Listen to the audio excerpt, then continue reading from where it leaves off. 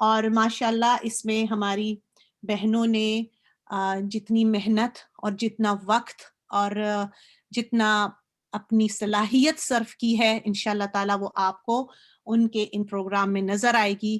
پیاری بہنوں، ہم یہاں پر جمع ہوئے ہیں قرآن کی وجہ سے، اور ہم یہاں پر جمع ہوئے ہیں اللہ تعالیٰ کے کلام کے ذریعے سے اور رسول اللہ صلی اللہ علیہ وسلم کے بتائے ہوئے طریقوں کے مطابق سنت پر اپنی زندگی گزارنے کے لیے، اور ان باتوں کو سمجھنے کے لیے کہ ہماری زندگی میں قرآن کا اور سنت کا کیا مقام ہے۔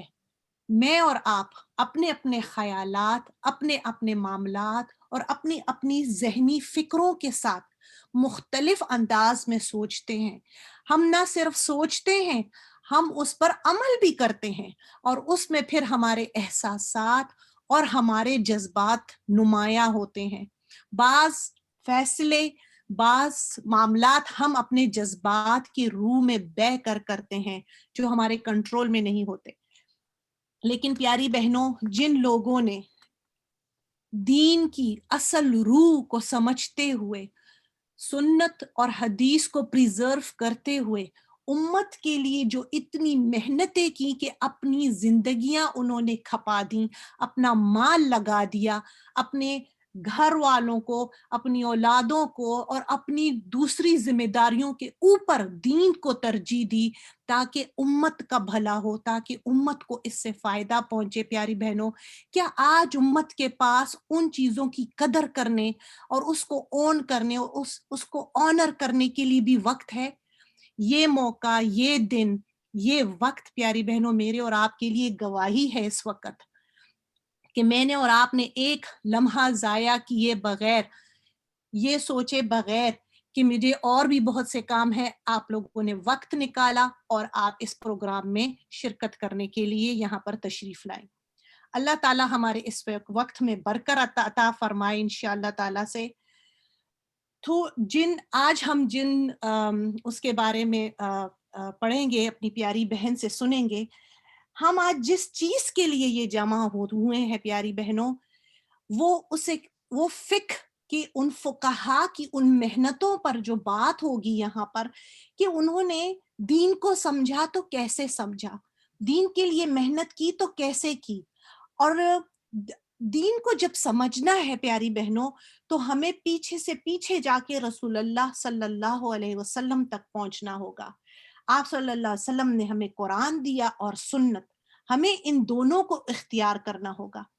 پھر انہی قرآن کی آیتوں سے اور حدیث کی آیتوں سے سمجھنے میں جو ہمارے خیالات اور فکر اور ذہنی طور پر جو ہمارے درمیان اختلاف ہے کہ آپ کی سوچ ڈیفرنٹ ہے، میری سوچ ڈیفرنٹ ہے، تو ہم ان سے اپنے لیے کوئی قانونی نقطہ نہیں نکال سکتے، جبکہ ان اماموں نے اپنی زندگیاں اور اپنے آپ کو صرف کر دیا اس بات پر، اور اتنی اس جد و جہد کے ساتھ انہوں نے ان سارے معاملات کو ہمارے لیے نہ صرف جمع کیا، اس کو رائٹ ڈاؤن کیا اور اسے امت کے اندر رائج کر دیا، الحمدللہ۔ تو اگر ان کو فالو کیا جا رہا ہے آج کے وقت میں تو یہ ہمارے لیے اختلاف کا ذریعہ نہیں ہونا چاہیے۔ اگر ان کو آج فالو کیا جا رہا ہے تو اس کی بنیاد کو سمجھ لیں، اس کی بنیاد قرآن اور سنت کی تعبیر ہے، اور اسی تعبیر کے لیے رسول اللہ صلی اللہ علیہ وسلم نے حضرت عبداللہ بن عباس رضی اللہ تعالیٰ عنہ کے لیے دعا فرمائی تھی۔ ان کے سینے پر ہاتھ رکھ کے رسول اللہ صلی اللہ علیہ وسلم نے فرمایا تھا، اللہم فقہہ فی الدین وعلمہ التاویل، اے اللہ سبحانہ وتعالیٰ اسے دین کی سمجھ عطا فرما۔ فقہ کیا ہے؟ فقہ دین کی سمجھ بوجھ ہے، آسانی ہے، مسائل کا حل ہے، ہماری زندگیوں میں ہمارے عقائد، ہمارے عبادات، ہمارے خاندانی معاملات، ہمارے معاشرتی معاملات کے اندر دلیل کے ساتھ، دلائل اور پروف کے ساتھ جو ہے جن چیزوں کو حل کرنے کے لیے ہمارے فقہا نے اس پر محنتیں کی، اور ساتھ میں فرمایا اے اللہ سبحانہ و تعالیٰ اسے کتاب کی تعویل و تفسیر سمجھا، انٹرپریٹیشن سمجھا، اللہ سبحانہ و تعالیٰ انڈرسٹینڈنگ سمجھا۔ تو آج میں اور آپ جو یہاں بیٹھے ہیں پیاری بہنوں، ہم دین کو سمجھنے بیٹھے ہیں، اور دین کی بنیادی اساس، فنڈامنٹل سورس کیا ہے؟ وہ ہے قرآن اور سنہ۔ قرآن اور سنہ کو ہی سمجھنے اور جاننے کے لیے ہم یہاں بیٹھے ہیں۔ اور جب ہمارے ان فقہا نے سبحان اللہ، اللہ ان پر رحم فرمائے، انہوں نے ان احکام کو، جن احکام کو کرنے کی ہمارے اندر سمجھ نہیں، ہمارے اندر صلاحیت نہیں، ہمارا اتنا دماغ نہیں، تو پیاری بہنوں ان احکامات شریعت کو جاننے کا نام ہی فقہ ہے، سمجھ بوجھ ہے۔ اپنی سمجھ بوجھ کے حساب سے ہم ان چیزوں کو جانیں انشاءاللہ تعالیٰ سے۔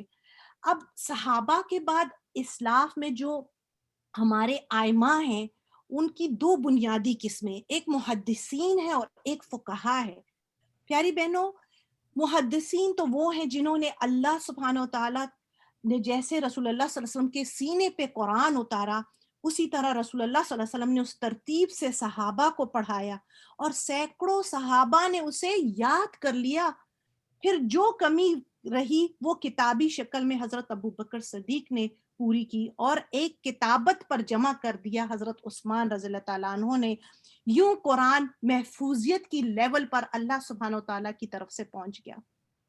اب مسئلہ تھا رسول اللہ صلی اللہ علیہ وسلم کے مبارک اقوال کو جمع کرنے کا، چونکہ صحابہ منتشر ہو چکے تھے، صحابہ دمشق اور کوفہ اور شام اور مصر تک جا پہنچے تھے، تو صحابہ منتشر تھے، تو اب ان تک پہنچ کر ان سے وہ اقوال جمع کرنے کا کام ہمارے ان محدثین نے کیا۔ پیاری بہنوں، تو جب وہ سارے اقوال جمع ہو گئے اور قرآن جمع ہو گیا، تو اب اس میں سے قانونی حیثیت کے لحاظ سے اس میں سے احکام نکالنے کا کام، ان کی چھان پٹخ کرنے کا کام، ان کو مرتب کرنے کا کام، یہ سب محدثین نے کیا۔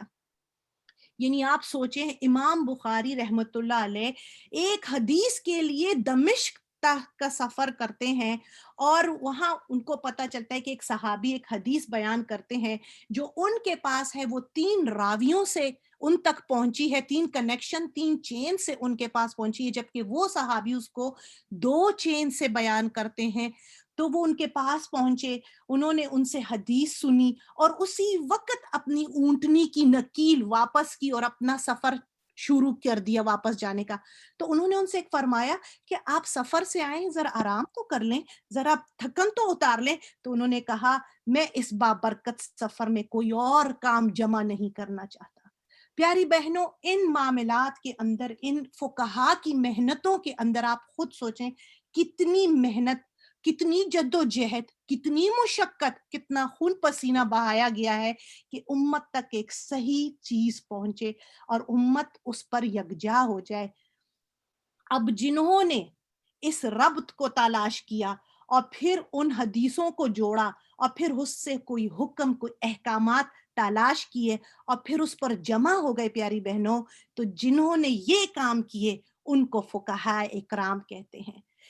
اور انہی فقہاء اکرام نے ہمیں یہ بتایا کہ انسان کی جو ظاہری زندگی ہے نا، اور جو عملی زندگی ہے، جو بندہ بندے سے طے کرتا ہے، جو بندہ بندے سے کرتا ہے ان معاملات کے اندر نا پیاری بہنوں، اس کو ڈسپلنڈ کرنے کے لیے اس کا نام فقہ ہے۔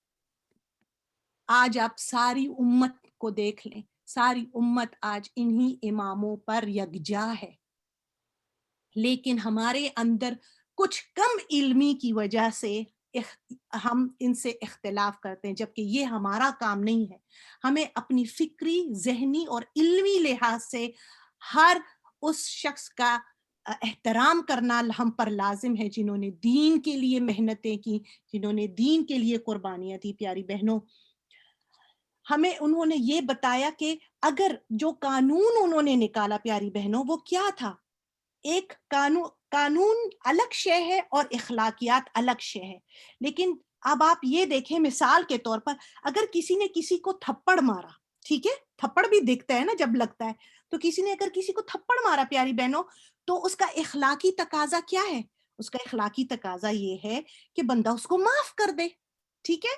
لیکن اگر کوئی قانون کی طرف اس کی طرف جاتا ہے اور تو قانونی تقاضا مانگتا ہے, تو اس کے لیے حکم ہے کہ وہ جوابی تھپڑ رسید کرے. کیونکہ اگر ایسا نہیں کرو گے تو وہ پھر آگے یوں ہی بڑھتا چلا جائے گا, پھر کسی اور کو تھپڑ مارے گا اور اس کی اس طرح سے ہمت افزائی ہوگی. لہٰذا قانون کا لیگل سینس حاصل کرنا فقہ کہلاتا ہے پیاری بہنوں. اور اسی کو رائج کرنے کے لیے اور اسی کو سمجھنے کے لیے آج ہم یہاں پر جمع ہوئے ہیں, اس دعا کے ساتھ کہ اللہم فقہنا فی الدین, اللہم فقہنا فی الدین, اللہ تعالی ہمیں دین کی سمجھ بوجھ عطا فرمائے. اور اللہ تعالیٰ سے ہم دعا کرتے ہیں کہ اللہ تعالیٰ دین کے اور شریعت کے ان احکام کی جو برانچز ہیں, جو ان کی فرع ہیں, تو اللہ تعالیٰ ہمیں ان کو سمجھنے کی توفیق عطا فرمائے. آج ہم جس اپنے آئمہ اکرام میں سے جن کو آج ہم سمجھیں گے, جن کو جانیں گے, جن کی زندگی سے اپنے لیے موٹیویشن کے کچھ پوائنٹس لیں گے اور ان کو اپریشیٹ کریں گے اس بات پر کہ وہ چیزیں ہماری عمل میں آئیں, تو وہ ہیں امام مالک ابن حنبل, امام مالک ابن انس. تو پیاری بہنوں, اسی پروگرام کو آگے لے کر چلنے کے لیے ہماری پیاری بہن اس انداز فکر کے ساتھ, اس پر اثر تحریروں سے چن چن کر موتی بکھیرنے کے لیے میں اپنی بہن سیما مظفر کو دعوت دیتی ہوں کہ وہ ان لمحوں کو ہمارے لیے تربیت اور رہنمائی کی موتیوں سے بکھیر دے. جی سیما مظفر. السلام علیکم ورحمۃ اللہ وبرکاتہ. آواز آ رہی؟ آپ لوگوں کو آواز آ رہی میری؟ یاسمین, عائشہ, آواز نہیں آ رہی میری؟ جی آ رہی ہے آپ کی, بالکل صاف آ رہی ہے الحمدللہ. اعوذ باللہ من الشیطان الرجیم, بسم اللہ الرحمن الرحیم. الحمدللہ رب العالمین, والصلاة والسلام علی اشرف الانبیاء والمرسلین, نبینا محمد وآلہ وصحبہ اجمعین برحمتک یا ارحم الراحمین. اعوذ باللہ من الشیطان الرجیم, بسم اللہ الرحمن الرحیم. رب اشرح لی صدری ویسر لی امری واحلل عقدۃ من لسانی یفقہوا قولی واجعل لی وزیرا من اہلہ, آمین یا رب العالمین. آپ سب پیاری پیاری بہنوں کو السلام علیکم. میں یاسمین کی بات بھی سن رہی تھی اور آپ لوگوں کے نام بھی دیکھ رہی تھی ماشاءاللہ, اور دیکھنے کے بعد مجھے لگ رہا تھا کہ آج کو تھوڑا سا سیشن میں تھوڑا سا جو ہے نا انٹریکٹیو کریں گے. میں کوشش ہوگی کہ میں آپ لوگوں سے کچھ پوچھوں, تو آپ لوگ اپنے چیٹ باکس کو تیار رکھیں تاکہ آپ لوگ اس میں جواب دیں. میں انشاءاللہ بعد میں دیکھوں گی بھی اور اس کو, اور پھر آپ کے جو جواب ہوں گے اگر وقت ملا تو میں اس میں سے شیئر بھی کروں گی. لیکن آپ لوگ تھوڑا سا الرٹ رہیں.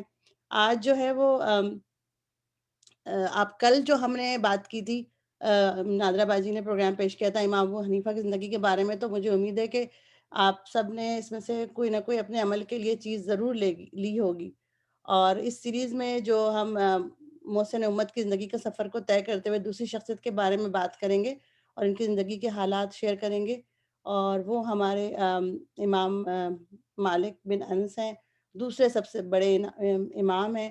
اور یہ جو 4 مذاہب ہیں ان میں ان کو دوسرے نمبر پہ ان کا نام آتا ہے.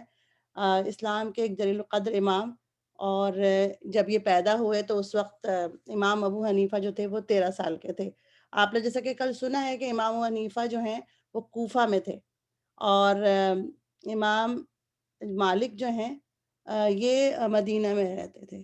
تو اب آپ سب اپنے آپ کو تصور میں مدینہ میں محسوس کریں اور سفر کریں. کل آپ کوفہ میں تھے, آج آپ مدینہ میں اپنے آپ کو لے کر آئیں اور یہ محسوس کریں کہ آپ مدینہ کا ماحول کو تصور کریں, مدینہ کی گلیوں کا تصور کریں جو آپ سے پہلے ایسی نہیں تھیں اور ڈیفرنٹ تھیں وہ. اور پہلے جو پرانا مدینہ تھا وہ اتنا کنجسٹڈ نہیں تھا, تو آپ اپنے آپ کو مدینہ کے دور میں لے کر آئیں اور تصور یہ کریں کہ نبی اکرم صلی اللہ علیہ وسلم کے انتقال کے بعد کچھ زیادہ عرصہ نہیں گزرا ہے. یہ تصویر تو ویسے بھی آپ کو 1850 کی ہے, لیکن اس سے بھی پہلے کی بات ہو رہی ہے کہ یہ حضرت بسم اللہ الرحمن الرحیم میں جو اپنی پریزنٹیشن شروع کر رہی ہوں، اس کے لیے میں نے جو تیاری کی میں آپ کو بتا دوں، وہ میں نے مختلف اسپیکرز کی اسپیچ اور سید سلیمان ندوی کی کتاب ہے حیات امام مالک، اس سے میں نے تیاری کی ہے. آپ سب کو جو بھی موقع ملے تو آپ لوگ ضرور ان کو جا کے اور بھی سرچ کر سکتی ہیں. میں قرآن کی آیت ہے سورہ فاتر کی آیت نمبر 28 ہے، انما یخشى اللہ من عبادہ العلماء، یعنی کہ اللہ کا خوف رکھنے والے تھے وہ علماء جن کا ہم ذکر اس پوری سیریز میں کریں گے. اور جو اللہ کو جانتا ہے نا، اس کی ذات اور صفات کو سمجھتا ہے، اس کو اللہ کا خوف ہوتا ہے. اور جس کو اللہ کا خوف ہوتا ہے اس کو اللہ کا تقوی ہوتا ہے، اس کے اندر ایمان ہوتا ہے. پھر وہ چھوٹی چھوٹی سی نیکیوں کرتے وقت موقع ڈھونڈتا ہے، اور چھوٹے سے چھوٹے گناہ کرنے سے بھی ڈرتا ہے اور اپنی زندگی سے نکال دیتا ہے. یہ وہ ان علماء کو ہم پڑھ رہے ہیں. تو میں اور آپ دیکھیں گے کہ وہی صحیح عالم ہے. عالم کا مطلب یہ نہیں ہوتا ہے کہ علم حاصل ہو جائے اور کوئی کورس کر لے وہ اور وہ صرف عالم بن جائے، بلکہ عالم وہ ہوتا ہے جو عمل کے ذریعے بھی دکھاتا ہے، اپنے اخلاق کے ذریعے بھی دکھاتا ہے. آپ کو پتہ ہے آج کل بہت سارے علم والے لوگ ہیں، اور وہ علم ان کے پاس بہت طرح کا علم ہوتا ہے، لیکن وہ عمل کے لحاظ سے نہیں ہوتے ہیں. تو انشاءاللہ تعالیٰ میں اور آپ اس میں یہ دیکھیں گے کہ یہ کیسے علماء تھے. اور مالک بن انس جو ہے رحمۃ اللہ علیہ، ان کے بارے میں آتا ہے کہ یہ ایک ان کا نام جو تھا وہ مالک تھا، اور ان کی ابو عبداللہ ان کی کنیت تھی، اور ان کو امام دار الحجرہ کا لقب ملا. یعنی کہ یہ ہجرت کر کے جو لوگ آئے تھے، ان کے والد تھے وہ ہجرت کر کے آئے تھے، ان کے والد کا نام انس تھا، اور ان کی جو دادا تھے ان کا نام مالک بن انس ہی تھا، اور پھر ان کے باپ کا نام ابی عامر تھا، اور ان کے جو پردادا جو تھے وہ صحابی تھے، صحابی رسول اللہ صلی اللہ علیہ وسلم. اور ان کا ایک خالص عرب خاندان سے تعلق تھا، اور بڑے معزز تھے یہ لوگ. ان کا جو وطن تھا وہ یمن تھا، مگر اسلام لانے کے بعد جو ہیں وہ آپ مدینہ آپ کا خاندان آ گیا تھا، اور پھر یہیں رہے یہ لوگ. آپ کے جو پردادا تھے ابو عامر، وہ نبی اکرم صلی اللہ علیہ وسلم کی عہد میں مسلمان ہوئے تھے، اور اس کے بعد وہ غزوہ بدر میں بھی شریک ہوئے تھے. اور محدثین مطلب بہت سے محدثین اس پہ اختلاف کرتے ہیں، لیکن میرا نام یہ ہے کہ ان کے جو دادا تھے وہ تابعی تھے، جو ان کے دادا تھے مالک بن ابی عامر. اور وہ حضرت عثمان رضی اللہ تعالیٰ عنہ کے ایک خاص مطلب ان کے پاس مقام تھا، اور حضرت عثمان رضی اللہ تعالیٰ عنہ سے ان کو بہت محبت تھی، اور وہ ان لوگوں میں شامل تھے حضرت مالک کے دادا، جو کہ حضرت عثمان رضی اللہ تعالیٰ عنہ کی شہادت کے بعد ان کی لاش کو اٹھا کر دشمنوں کے نرغے سے حضرت علی رضی اللہ تعالیٰ عنہ اور دوسرے صحابہ کرام کے ساتھ جو رات میں انہوں نے خاموشی کے ساتھ اس خطرناک خدمت کو انجام دیا تھا، وہ ان کے جو دادا تھے امام مالک کے، وہ ان میں شامل تھے. اور اس کے بعد ہم دیکھتے ہیں کہ ان کے جو دادا کے بیٹے تھے ان میں سے ایک مطلب امام مالک کے جو والد تھے، اور بھی ان کے سارے خاندان کے لوگ جو تھے وہ فقہ اور حدیث کے اسکالر تھے. اور اس میں بہت سی حدیثیں اگر آپ موطا پڑھیں گی تو بہت سی حدیثیں اور بہت سے نام آپ کو ملیں گے. ان کے جو امام مالک کے جو بھائی تھے وہ جو ہے نا کافی مطلب مشہور تھے ذہانت میں، اور ان کے ربیع نام تھا، اور یہ مدینہ میں مشہور تھے. امام مالک جو تھے وہ چھوٹے بھی تھے اس وقت، اور ان کا رجحان بھی مطلب اس طرف نہیں تھا. جب پیدائش آپ کی ہوئی مدینہ میں تو تاریخ پیدائش کے بارے میں بتایا جاتا ہے کہ یہ 93 ہجری، اور 93 ہجری کا مطلب ہے سمجھیں آپ کے نبی اکرم صلی اللہ علیہ وسلم کے انتقال کے 80 سال کے بعد کی بات ہے. تو بہت زیادہ وقت نہیں گزرا ہے، اور بزرگوں نے آپ کا نام مالک رکھا. لوگوں کو جو ہے وہ نام ایسے رکھے دیکھیں ماشاءاللہ سے کہ آگے چل کے لگتا ہے کہ وہ مدینہ کی جو بیش بہا خزانوں کے مالک بننے والے تھے. اور امام مالک جو ہیں وہ ان کے بارے میں کہا جاتا ہے کہ وہ کافی خوبصورت تھے، بڑے دیکھنے میں بڑے اچھے لگتے تھے، اور بڑے لمبے چوڑے تھے. اور جو آج کل جو ایک اسکالر کا جو مطلب انداز ہوتا ہے نا اس طرح سے کافی تھوڑا سا ڈفرینٹ تھے وہ. اور میں اور آپ دیکھتے ہیں کہ جیسے کہ امام مالک کا ابو حنیفہ کے ساتھ جو ہے وہ فرق ہے عمر کا، 13 سال یہ چھوٹے ہیں. اور یہ وقت وہ ہے جب بنو امیہ جو ہے نا وہ بہت عروج پہ ان کی حکومت تھی، اور فتوحات بھی ہو رہی تھیں. اور بڑی عجیب بات جو ہے نا لکھتے ہیں اسکالر کے، جو علاقے اس وقت فتح ہو رہے تھے نا، جیسے افریقہ اور اسپین کی سرحدوں پہ فتوحات ہو رہی تھیں، اور ترک اور کابل اور سندھ کی طرف جو ہے نا فتوحات ہو رہی تھیں. اسی دور میں جب امام پیدا ہوتے ہیں امام مالک، اور جب امام مالک جو ہیں وہ ان کی تعلیمات پہنچتی ہیں، تو تاریخ میں آتا ہے کہ آپ کی تعلیمات سب سے پہلے انہی علاقوں میں پہنچی. تو جب آپ نے ہوش سنبھالا اور اپنے آپ کو، ظاہر ہے ایک اچھے دینی گھرانے سے تھے، ان کی والدہ کا نام عالیہ بتایا جاتا ہے، اور لگتا ہے باتوں سے اور ان کی جو آپ سنیں گی تو لگتا ہے کہ وہ خود بھی ماشاءاللہ کافی مذہبی رجحان رکھنے والی اور مطلب تعلیم یافتہ لگتی ہیں خاتون. اب حضرت صلی اللہ علیہ وسلم کے انتقال کے بعد، جیسے کہ ابھی یاسمین نے بتایا کہ سینکڑوں صحابہ دور دور نکل گئے، لیکن آپ کو پتہ ہے کہ جب سونے کی کان جہاں ہوتی ہے، اگر وہاں سے سارا سونا بھی نکال دینا تو بھی کچھ تو سونا وہاں رہتا ہی ہے نا. تو ویسے ہی تھا مدینہ کا حال کہ بہت سارے صحابہ چلے گئے تھے، لیکن اس کے باوجود قرآن و سنت کے خزانہ وہیں پہ موجود بھی تھا، اور وہاں پہ بہت سارے صحابہ جو تھے وہ سکونت پذیر بھی رہے تھے، اور یہی مرکز تھا، کیونکہ حج اور عمرے کے دوران لوگ آیا کرتے تھے، اور یہاں پر ظاہر دنیا بھر سے لوگ آتے تھے، تو انہی علماء سے ملتے تھے اور ان سے ان کی گفتگو رہتی تھی. تو امام مالک کے بارے میں آتا ہے کہ امام ابو حنیفہ کا کل ہم نے پڑھا تھا نا، تو امام ابو حنیفہ کے بارے میں اگر آپ کو ایک لائن میں آپ سے کہوں کچھ لکھیں، تو آپ نے جو پوری کہانی ان کی زندگی کی سنی تو آپ کیا لکھیں گے ان کے بارے میں؟ میں نے جو لائن لکھنے کا جو جب کہ پڑھنے کے بعد دیکھا وہی تھا کہ بہت ذہین اور بہت محبت کرنے والے.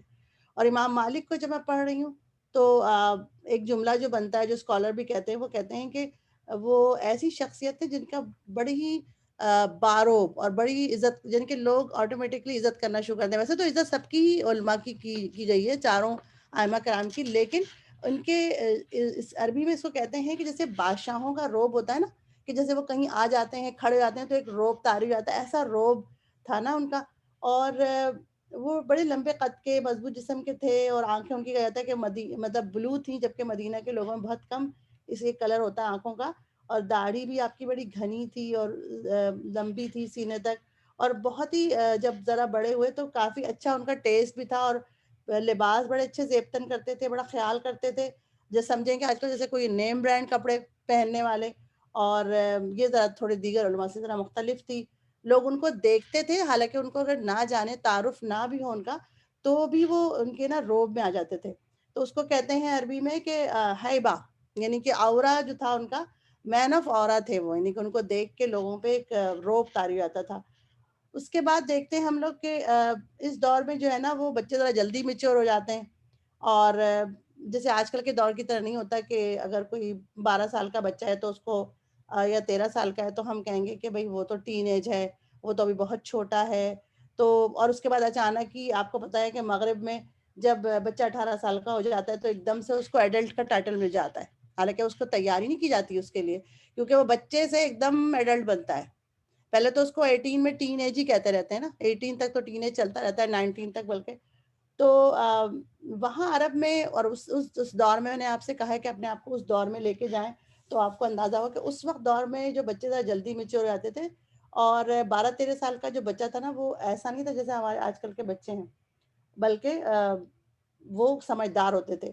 تو امام مالک جو ہیں وہ جب مدینہ میں پیدا ہوئے، اور آپ کو پتہ ہے جب جو جہاں پیدا ہوتا ہے اس کو وہاں سے محبت ہوتی ہے، اور خاص کر اگر وہ جگہ جہاں نبی اکرم صلی اللہ علیہ وسلم موجود ہیں، تو امام مالک کی جو محبت ہے اور ان کی جو اس کو کہیں گے کہ بہت آپ کو اندازہ ہوگا سننے کے بعد کہ اتنی محبت کرتے تھے امام مالک کہ وہ کبھی زندگی میں کبھی مدینے سے باہر نہیں گئے، کبھی نہیں گئے، سوائے اس کے کہ وہ حج عمرے پہ جاتے تھے، جو ایک دفعہ انہوں نے کیا. اور کبھی انہوں نے سواری کا استعمال نہیں کیا، وہ کسی سواری پہ سوار ہو کے مدینہ میں نہیں گھومتے تھے. مدینہ اس وقت سمجھیں مدینہ جو ہے وہ اتنا ہی بڑا ہوگا جتنا بڑا کہ مسجد نبوی آج کل ہے. تو آپ نے تصور میں رکھیں کہ وہیں گھر ہیں لوگوں کے، اور وہیں سب رہتے ہیں، اور وہیں آتے جاتے ہیں. اور وہ اس سے باہر نکلے جب تو کبھی سواری اس ایریے میں وہ کبھی سوار نہیں ہوئے جانور پہ. اور ان کا اپنا اس کے بارے میں آپ بتائیں کہ آپ کو کسی کو پتہ ہے کہ اندازہ ہے کہ وہ کیوں سوار نہیں ہوتے تھے؟ ذرا لکھ کے بتائیں تو پھر ہم آخر میں آپ کو میں کوشش کروں گی اس کا جواب دینے کی، یا ایک آدھ منٹ بعد ابھی دے دیں گے. لیکن آپ لوگ خود سوچیں کہ وہ کیوں نہیں اس میں نا کیوں نہیں سوار ہوتے تھے سواری پر. یہ ان کی کوئی فقہ نہیں ہے، اس کو ہم فالو نہیں کریں گے. اگر اس وقت کوئی جا کے فالو کرے اور کہے کہ میں سواری پہ سوار نہیں ہوں گا تو پھر وہ ایک طرح سے بدعت ہو جائے گی. لیکن یہ ان کے محبت کا انداز تھا. اور قدرتی طور پہ وہ کوئی ایسی چیز انہوں نے کی جو کہ ان کی محبت کو ظاہر کر رہی تھی، اس میں کوئی ثواب حاصل کرنے کی نیت نہیں تھی. تو وہ کوئی کسی رولر سے ملاقات کرنے کے لیے بھی باہر نہیں گئے مدینہ سے. آپ کو پتہ ہے جیسے کہ محل بنے ہوتے ہیں ہر شہر میں بادشاہ خلفاء کے، تو مدینہ میں بھی ہوتا تھا محل گھر، تو جب وہ آتے تھے تو وہیں ملاقات ہوتی تھی. اور اگر جب کبھی وہ جاتے تھے ان سے وہاں ملنے، تو ان کا مقصد ہوتا تھا مشورہ دینا اور یا پھر نصیحت کرنا. اور یہ تمام جو امام تھے نا ان کا شعار رہا ہے، اور خاص کر ان چاروں اماموں کا. امام اگر ہم دیکھیں نا تو ان کے کام اور ان کے اسٹائل کو ہم دیکھیں تو ہم کو پتہ چلتا ہے کہ جو مسائل آتے تھے نا اسلام کی بنیادی عقائد کے بارے میں نہیں ہوتے تھے، بلکہ وہ چھوٹی چھوٹی برانچز اگر آپ کر لیں تو اس میں تھوڑا سا رائے مختلف ہوتی تھی ان کی. مثال کے طور پہ کہ اگر ہاتھ باندھنا ہے نماز میں تو کوئی سینے پہ باندھے گا کہ ناف پہ باندھے گا، لیکن ہاتھ سب باندھیں گے نا.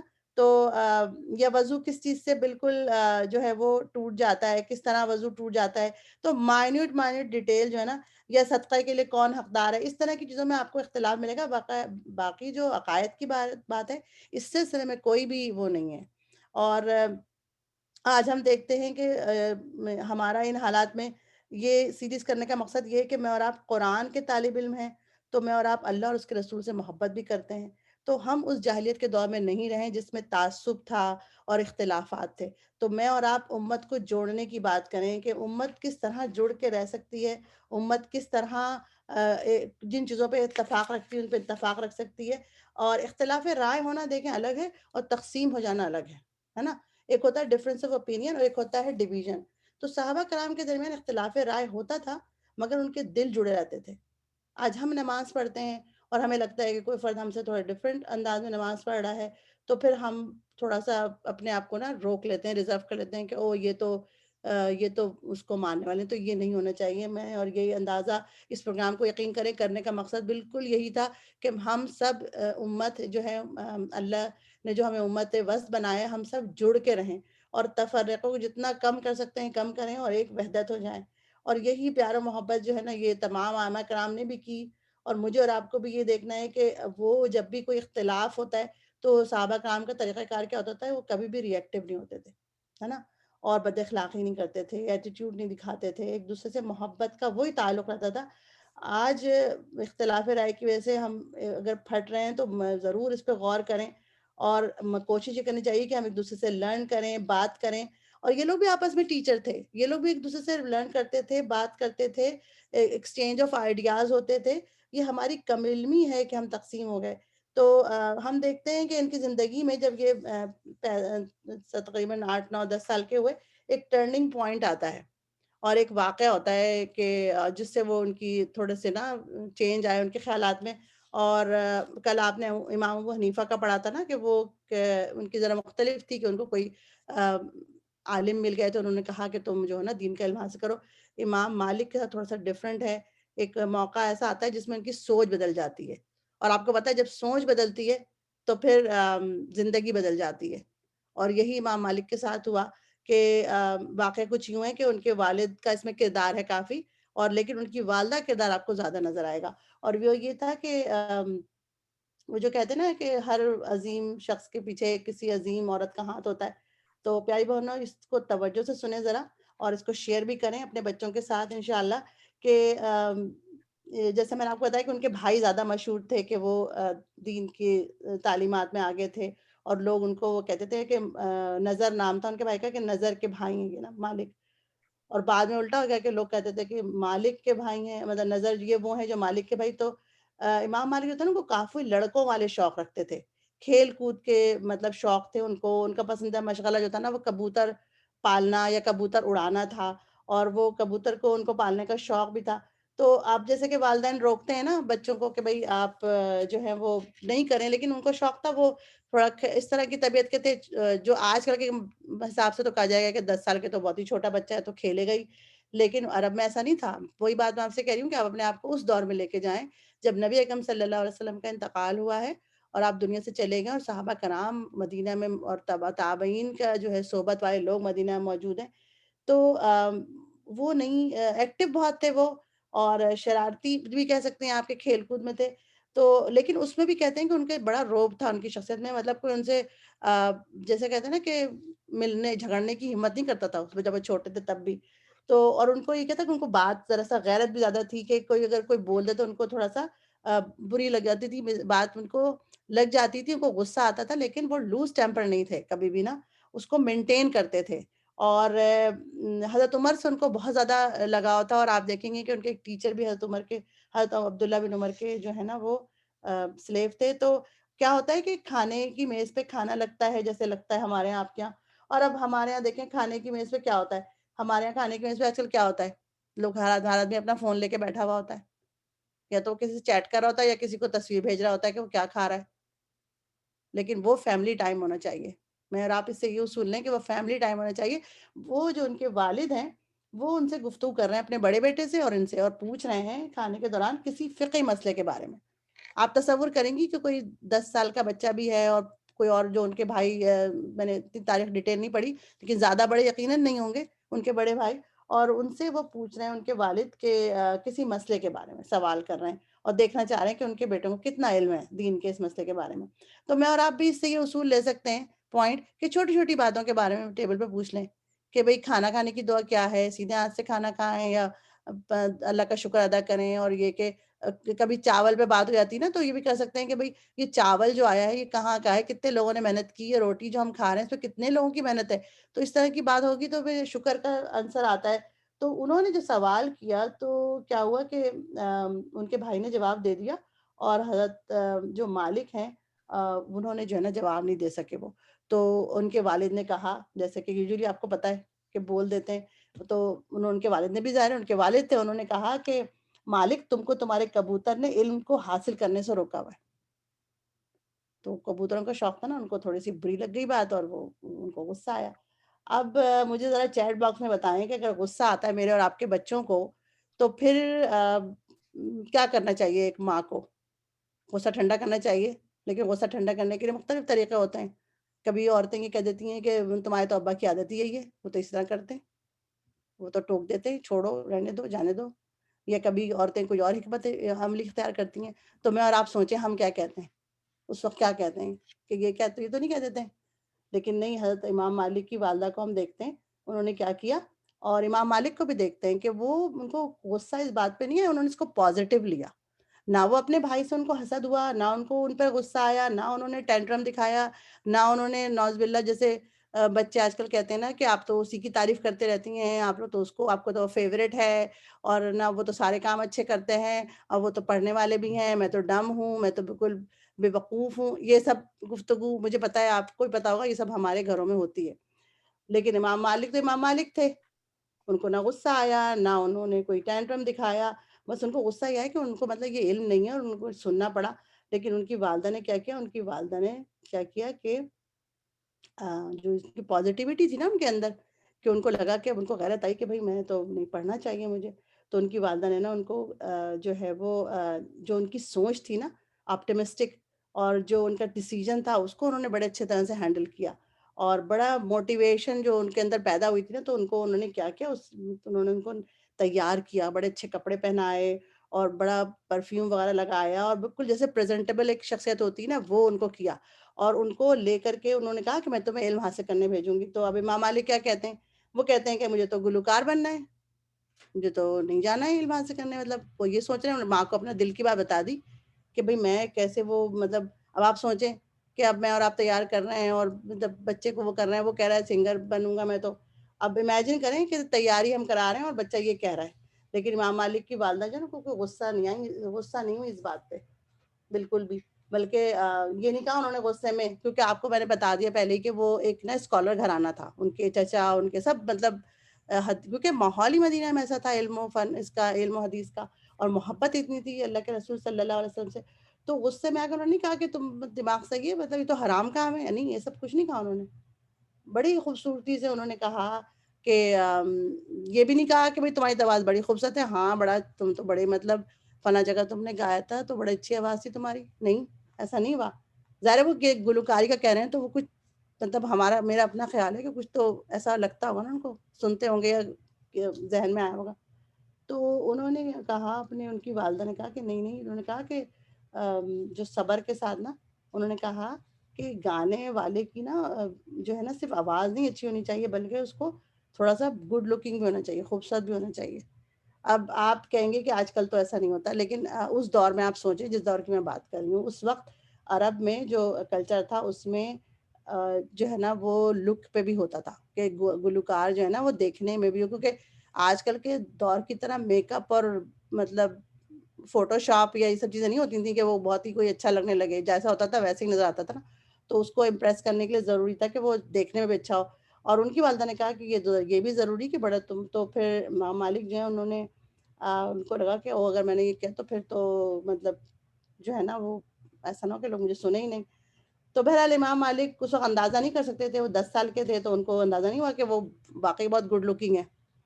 تو انہوں نے جو ہے نا وہ مدینے کی مسجد میں لے کے گئیں جو کہ اس وقت مرکز تھا. اب آپ کو پتہ ہے وہاں مدینے میں آپ نے دیکھا بھی ہوگا تصویروں میں کہ تقریباً ہر طرف حلقے ہو رہے ہوتے ہیں, اور تو 70 کے قریب شیخ بیٹھے ہوئے تھے اور کلاسیں ہو رہی تھیں, اور سینکڑوں مطلب علماء وہاں آتے جاتے تھے, تابعین کا آنا جانا ہوتا تھا. تو ان کی والدہ جو ہے ان کو ایک شیخ کے پاس لے کے, ان کا نام ربیہ عبد الرحمن الرائی تھا, یعنی کہ جن کا مطلب تھا, مطلب ان کے نام کا گارڈن آف بیسٹ اوپینین, یہ بہت اچھی رائے دینے والے تھے. اور ان کے بارے میں اگر آپ پڑھنا چاہیں, ان کی بھی بڑی زبردست اسٹوری ہے, میں نے پڑھی ہے. اس میں جو میں بتا رہی ہوں آپ کو کتاب سید سلیمان ندوی کی کتاب آپ پڑھیں گی نا اگر حیات امام مالک, تو آپ خود جا کے پڑھیے گا, ان کی بھی بڑی اچھی کہانی ہے. تو مطلب ان کی زندگی کے بارے میں بھی اس میں لکھا ہوا ہے. تو یہ وہاں پر جو ہے نا وہ آپ سمجھے کہ ایک لیئر ہوتی ہے نا فقہا کی, کہ لیئر اپون لیئر ہے, کہ صحابہ کرام کے شاگرد بھی وہاں موجود ہیں, تابعین بھی موجود ہیں, تابعین موجود ہیں. تو یہ جو ہیں وہ وہاں پہ علم سکھا رہے تھے. اور آپ ان کی والدہ کا وہ دیکھیں, فیصلہ دیکھیں کہ ان کی والدہ نے یہ فیصلہ کیا کہ ان کے پاس لے کے جائیں. اور جیسے آپ اردو میں پڑھتے ہیں طبقات علماء, ویسے تھا یہ کہ ایک ایک لیئر ہے, بہت ہی کلوز کانٹیکٹ والے ہیں. تو ان کی والدہ کو پتا تھا. اس کا مطلب یہ کہ اسکالر کہتے ہیں کہ اس سے پتہ چلتا ہے کہ ان کی والدہ جو تھیں وہ سنتی تھیں اسکالرس کو, جاتی ہوں گی نا درس میں وہ بھی, تبھی تو ان کو پتا تھا کہ اپنے بیٹے کو ان کو کہاں لے کے جانا ہے. کیونکہ ان کی والدہ نے, پھر آپ سنیں کیا ڈائلاگ جو اسکالر لکھتے ہیں, وہ ہوا یہ کہ انہوں نے اپنے بیٹے کو اپنی آنکھوں میں آنکھ ڈال کے دیکھا اور کہا کہ علم حاصل کرنے سے پہلے میں چاہوں گی کہ تم ادب سیکھو. اور آپ دیکھیں وہ ادب سکھانا چاہ رہی ہیں, علم حاصل کرنے سے پہلے وہ کہہ رہی ہیں ادب سیکھو. ادب کیا ہوتا ہے کہ جس ٹیچر کے ساتھ تم جاؤ اور رہو گے وہ کیسے چیزیں کرتا ہے, وہ کیسے بات کرتا ہے, وہ کیسے ریئیکٹ کرتا ہے, وہ کیسے کھاتا ہے, وہ کیسے پیتا ہے. اور یہ ہر مطلب یہ بات جو ہے نا صرف مسلمانوں میں نہیں بلکہ اب جوئش میں بھی میں نے پڑھا کہ جوئش میں بھی ہے کہ جوئش جو راہب تھا اس نے لکھا ہے کہ جب اس کو علم حاصل کرنے کے لیے بھیجا گیا تو اس نے یہ بھی سیکھا کہ جوتے کی لیسز کیسے باندھتے ہیں, اس کا ٹیچر. یعنی کہ اتنا لک فارورڈ کرتے تھے لوگ نا ٹیچر کو.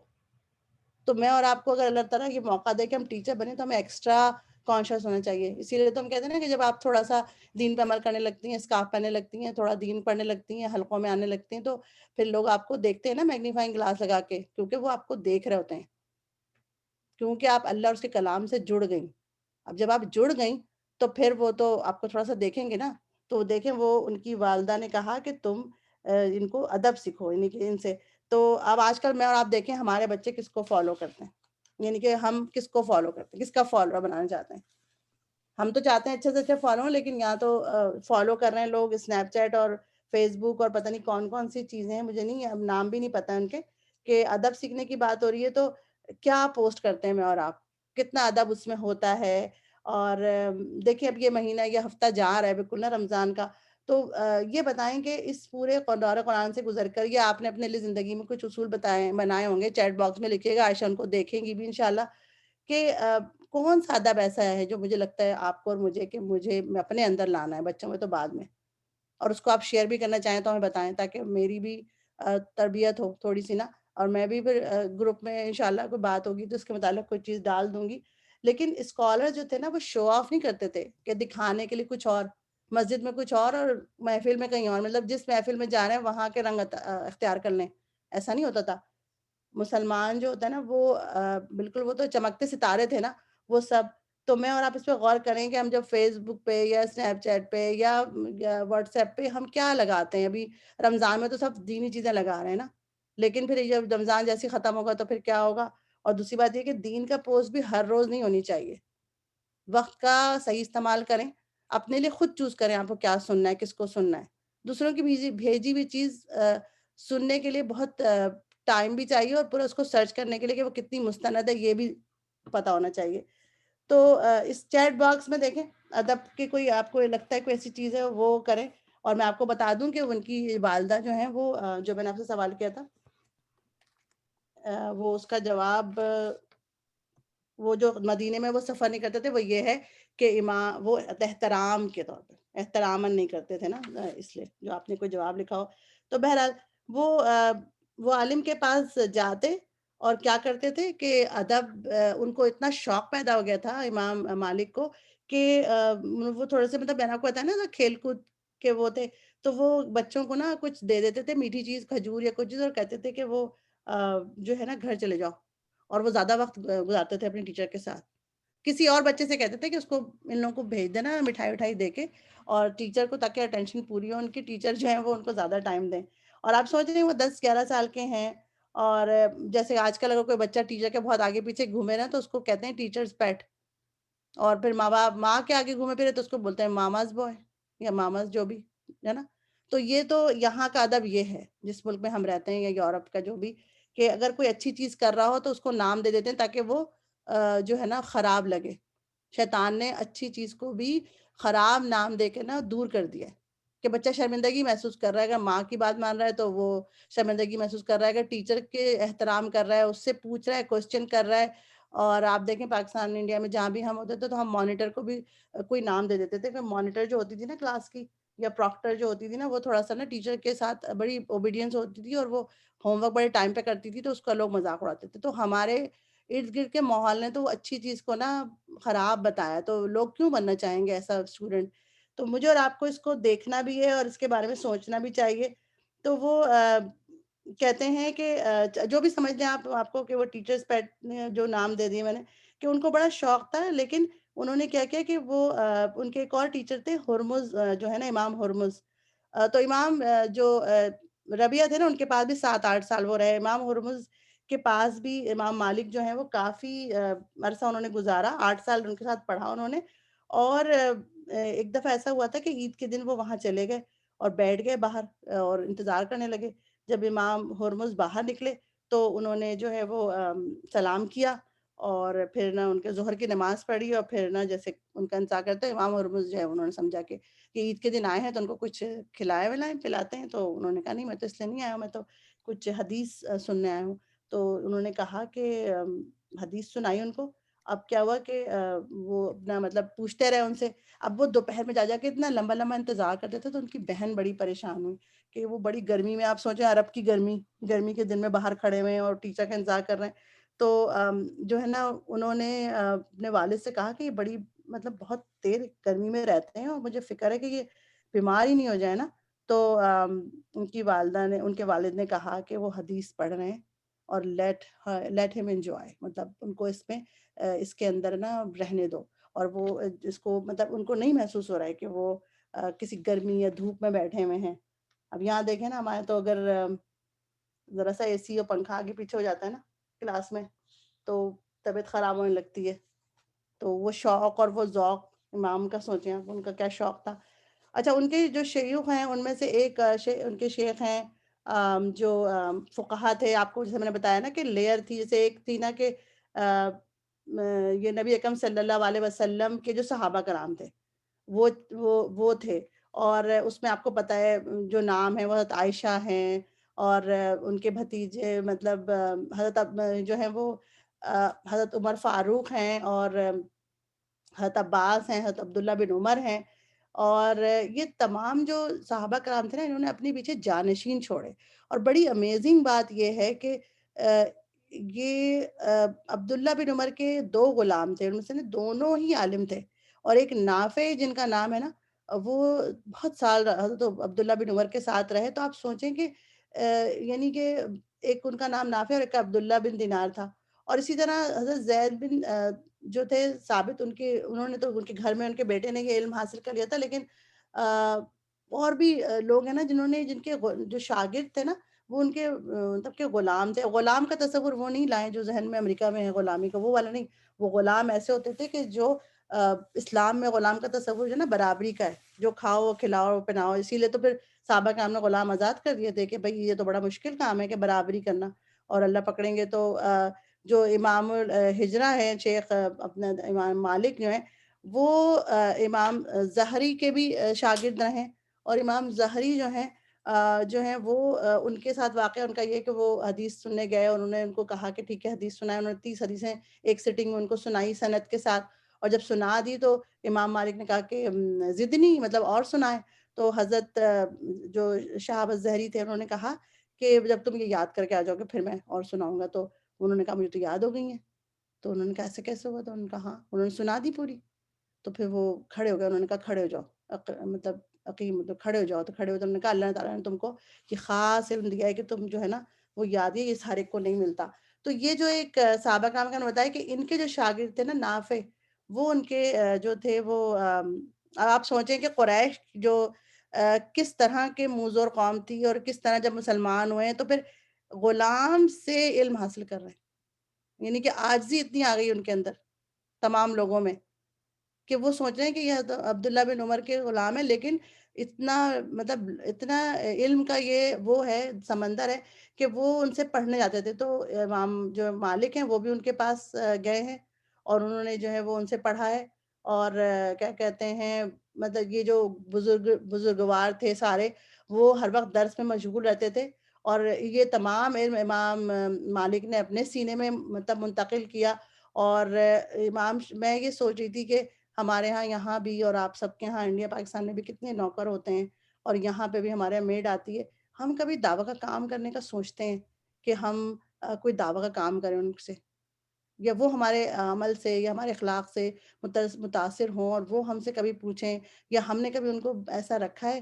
مطلب میں تو رشک آ رہا تھا یہ سوچ کے کہ کیا واقعی میں اللہ تعالیٰ نے ان کو ایسے ہی نہیں کہا رضی اللہ عنہ و رضوا عنہ، کہ وہ ایک جماعت چھوڑ کے گئے جنہوں نے آگے اتنے امام تیار کیے، اور امام مالک کا جو میں نے بتایا کہ مدینہ سے باہر تو کبھی گئے ہی نہیں، اور جن کے گھر میں خود اتنے اسکالرس تھے، تو یہ جو تعلیم کا طریقہ تھا نا جو وہ تھا کہ بھئی قرآن پڑھ رہے ہیں، حدیث پڑھ رہے ہیں، فقہ پڑھ رہے ہیں، اور یہ جو سمپل ایک وہ تھا، لیکن حدیث کی جو تعلیم تھی جو ان کی بچپن سے شروع ہو گئی تھی، اور حضرت نافع جو بتایا میں نے آپ کو کہ عبداللہ بن عمر کے جو آزاد کردہ غلام تھے، اور ان کے بارے میں بھی آتا ہے حضرت ابن عباس کا بھی ہے کہ ان کے بھی غلام تھے اکرمہ، تو پورے جو ہے نا یہ میں نے جو بتایا آپ کو 30 سال جو ہے نا نافع حضرت عمر کی خدمت میں رہے، انہوں نے جو کچھ سیکھا تھا نا مدینہ میں لوگوں نے ان سے لے لیا، اور ان کا جو حلقہ درس ہوتا تھا اس میں جاتے تھے وہ، اور میں نے 2-3 ٹیچر اور بہت سارے ٹیچر ہیں امام مالک کے، لیکن میں مختصر ٹائم کم ہے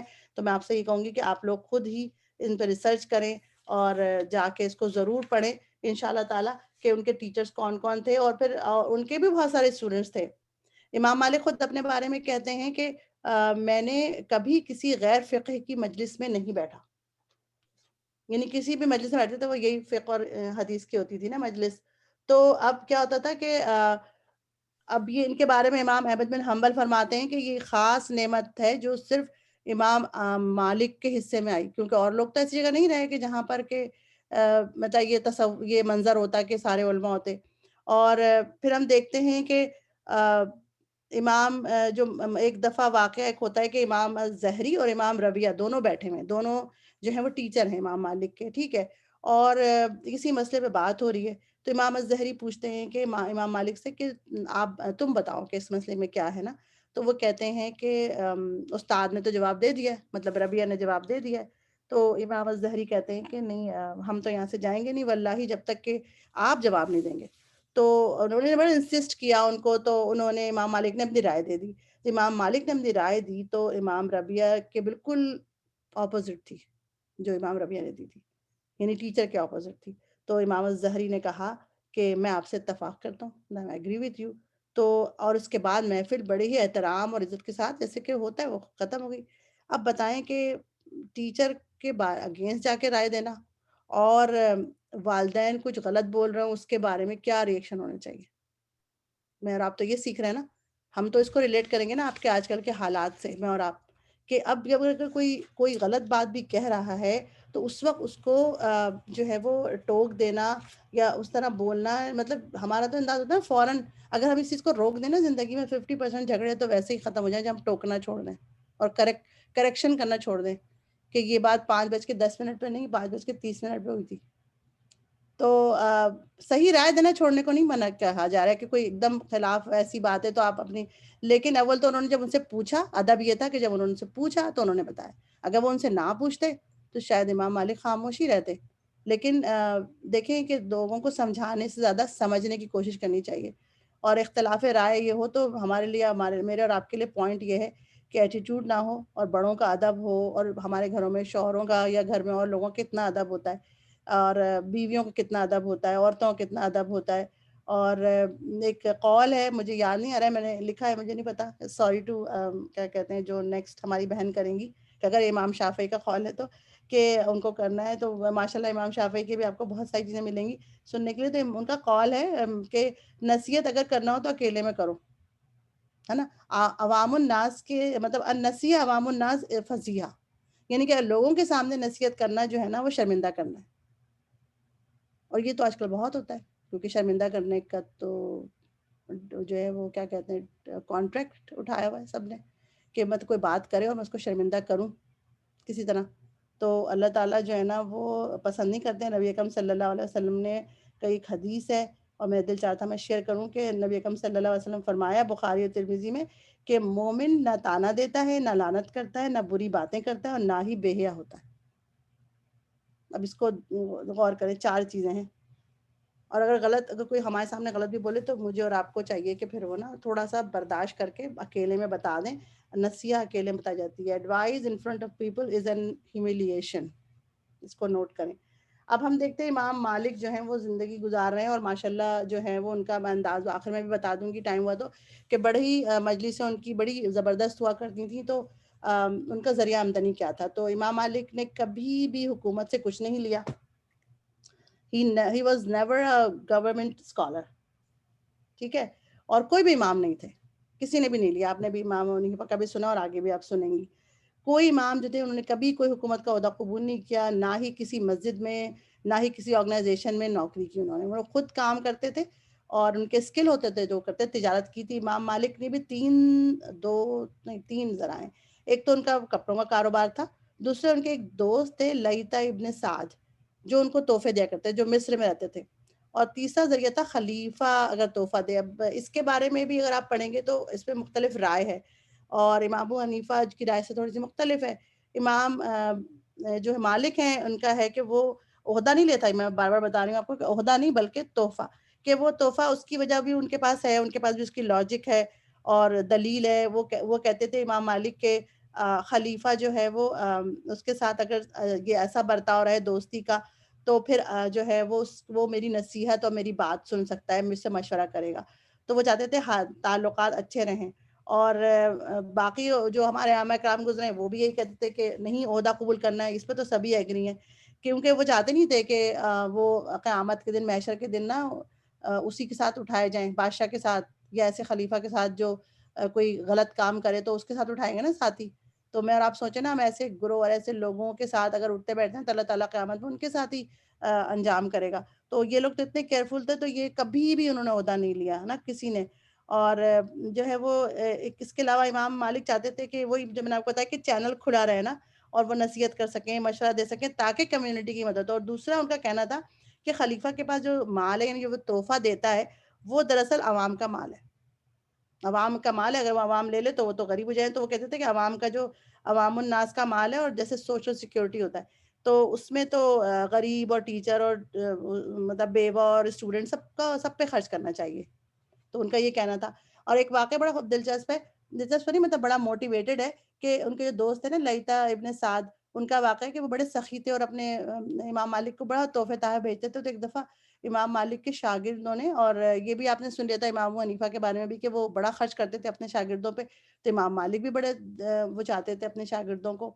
تو انہوں نے ان کے شاگردوں نے کہا کہ ان کو نا کپڑے کو رنگنا ہے، کلر کرنا ہے، تو رنگ منگوانا تھا. تو امام مالک نے لیثا کو مطلب کہا کہ رنگ بھیج دیں ڈائی کرنے کے لیے. تو لیث ابن سعد جو تھے نا انہوں نے اتنا رنگ بھیجا، اتنا زیادہ بھیجا کہ وہ زیادہ ہو گیا، نہیں کہ بہت زیادہ تھا، تو ان کے اسٹوڈنٹس نے جو ہے نا وہ ان کو تھوڑے جو بچ گئے تھے ان کو بیچ دیا، اور جب انہوں نے بیچا تو اس میں ان کو 1000 دینار ملے نا، تو اتنا بھیجے تھے ان کے دوست نے ان کو، یعنی کہ اتنے مطلب سوچیں کہ سخی تھے. تو سخاوت دیکھیں کہ کیسی ہوتی ہے نا، کہ انتظار نہیں کرتی. سخاوت جو ہوتی ہے نا وہ کسی سے پوچھ کے نہیں کی جاتی ہے، بلکہ وہ ذرا سا بھی کوئی اشارہ کر دے تو پھر وہ ہوتا ہے نا اسے لٹانے والے دین کی راہ میں. امام مالک کے لباس اور تیاری جو تھی وہ بڑی زبردست ہوا کرتی تھی، اور وہ کافی اس چیز پہ مطلب اپنا ان کا تھا کہ ایک مطلب سمجھیں کہ ان کا ایک سٹائل تھا نا امام مالک کا، کہ وہ بڑی خوبصورتی سے تیار ہوتے تھے، اور مطلب اچھے سے تیار ہوتے تھے، اور بڑے اس سے رہتے تھے، کیا کہتے ہیں، بڑے اچھے کپڑے پہنتے تھے، اور بڑی خوشبو لگاتے تھے. ان کی جو درس کی محفل ہوتی تھی اس میں جو ہے نا ان کے بارے میں بڑے مشہور تھا کہ جو ہے وہ امام جو حضرت نافع جو ہے نا، جن کے بارے میں نے آپ کو بتایا، ان کے جو وفات ہو گئی تو امام مالک جو ہے نا ان کے جانشین ہوئے، یعنی کہ آٹومیٹکلی ان کا اتنا علم تھا. اور وہ بیان کرتے ہیں کہ جب وہ ایک سال بعد ایک شعبہ ایک ہے، وہ کوفہ سے آئے تھے، محدث تھے وہ، تو وہ کہتے ہیں کہ جب وہ نافع کہ حضرت نافع کی وفات کے بعد ایک سال بعد مدینہ آئے، دیکھا کہ امام مالک جو ہے نا ایک حلقے کے صدر نشین ہیں.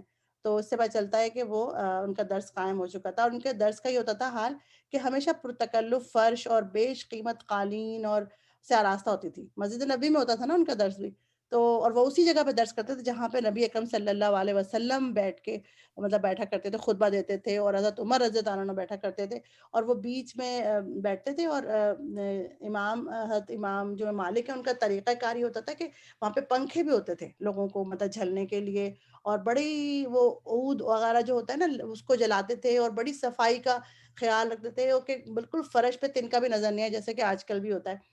اور جب حدیث پڑھانے کا وقت آتا تھا تو وہ جب کرانے آتے تھے نا املا، تو املا آپ لوگوں کو پتا ہوگا ڈکٹیشن، تو وہ وضو اور غسل کرتے تھے، یا وضو یا غسل.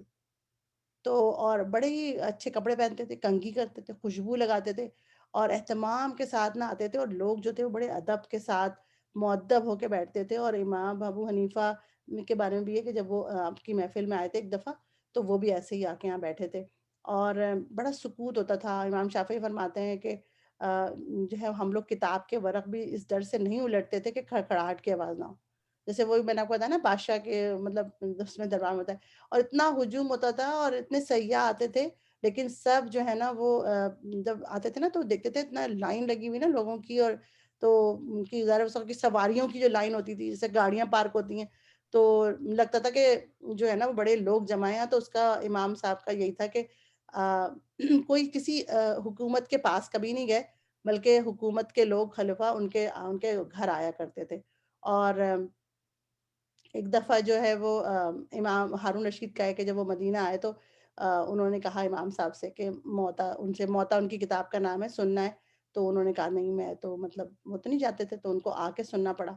اور اس کا میں آپ کو اگر کتاب پڑھیں گے، مجھے ٹائم ملا تو میں بتاؤں گی. بہرحال یہ ہوتا یہ تھا کہ امام مالک جو ہے نا وہ حدیث جب بیان کرتے تھے نا تو وہ چاہتے تھے کہ کوئی خلاف ادب بات نہیں ہو، کوئی شور نہیں ہو، اور بالکل اطمینان کے ساتھ وہ کرتے تھے. اور ایک دفعہ کیا ہوا تھا کہ جو ہے نا خلیفہ منصور کے دور میں ایک مسجد میں مناظرہ کرا تھا، اور بڑی اونچی آواز تھی. تو امام جو تھے نا امام مالک نے یہ آیت پڑھی، لا ترفعوا اصواتکم فوق صوت النبی. تو یعنی کہ نبی کی آواز، کیونکہ وہ حدیث کا درس کر رہے ہیں، اس کا مطلب ہے کہ اللہ کے رسول صلی اللہ علیہ وسلم کے کہے ہوئے الفاظ بولنا ہے.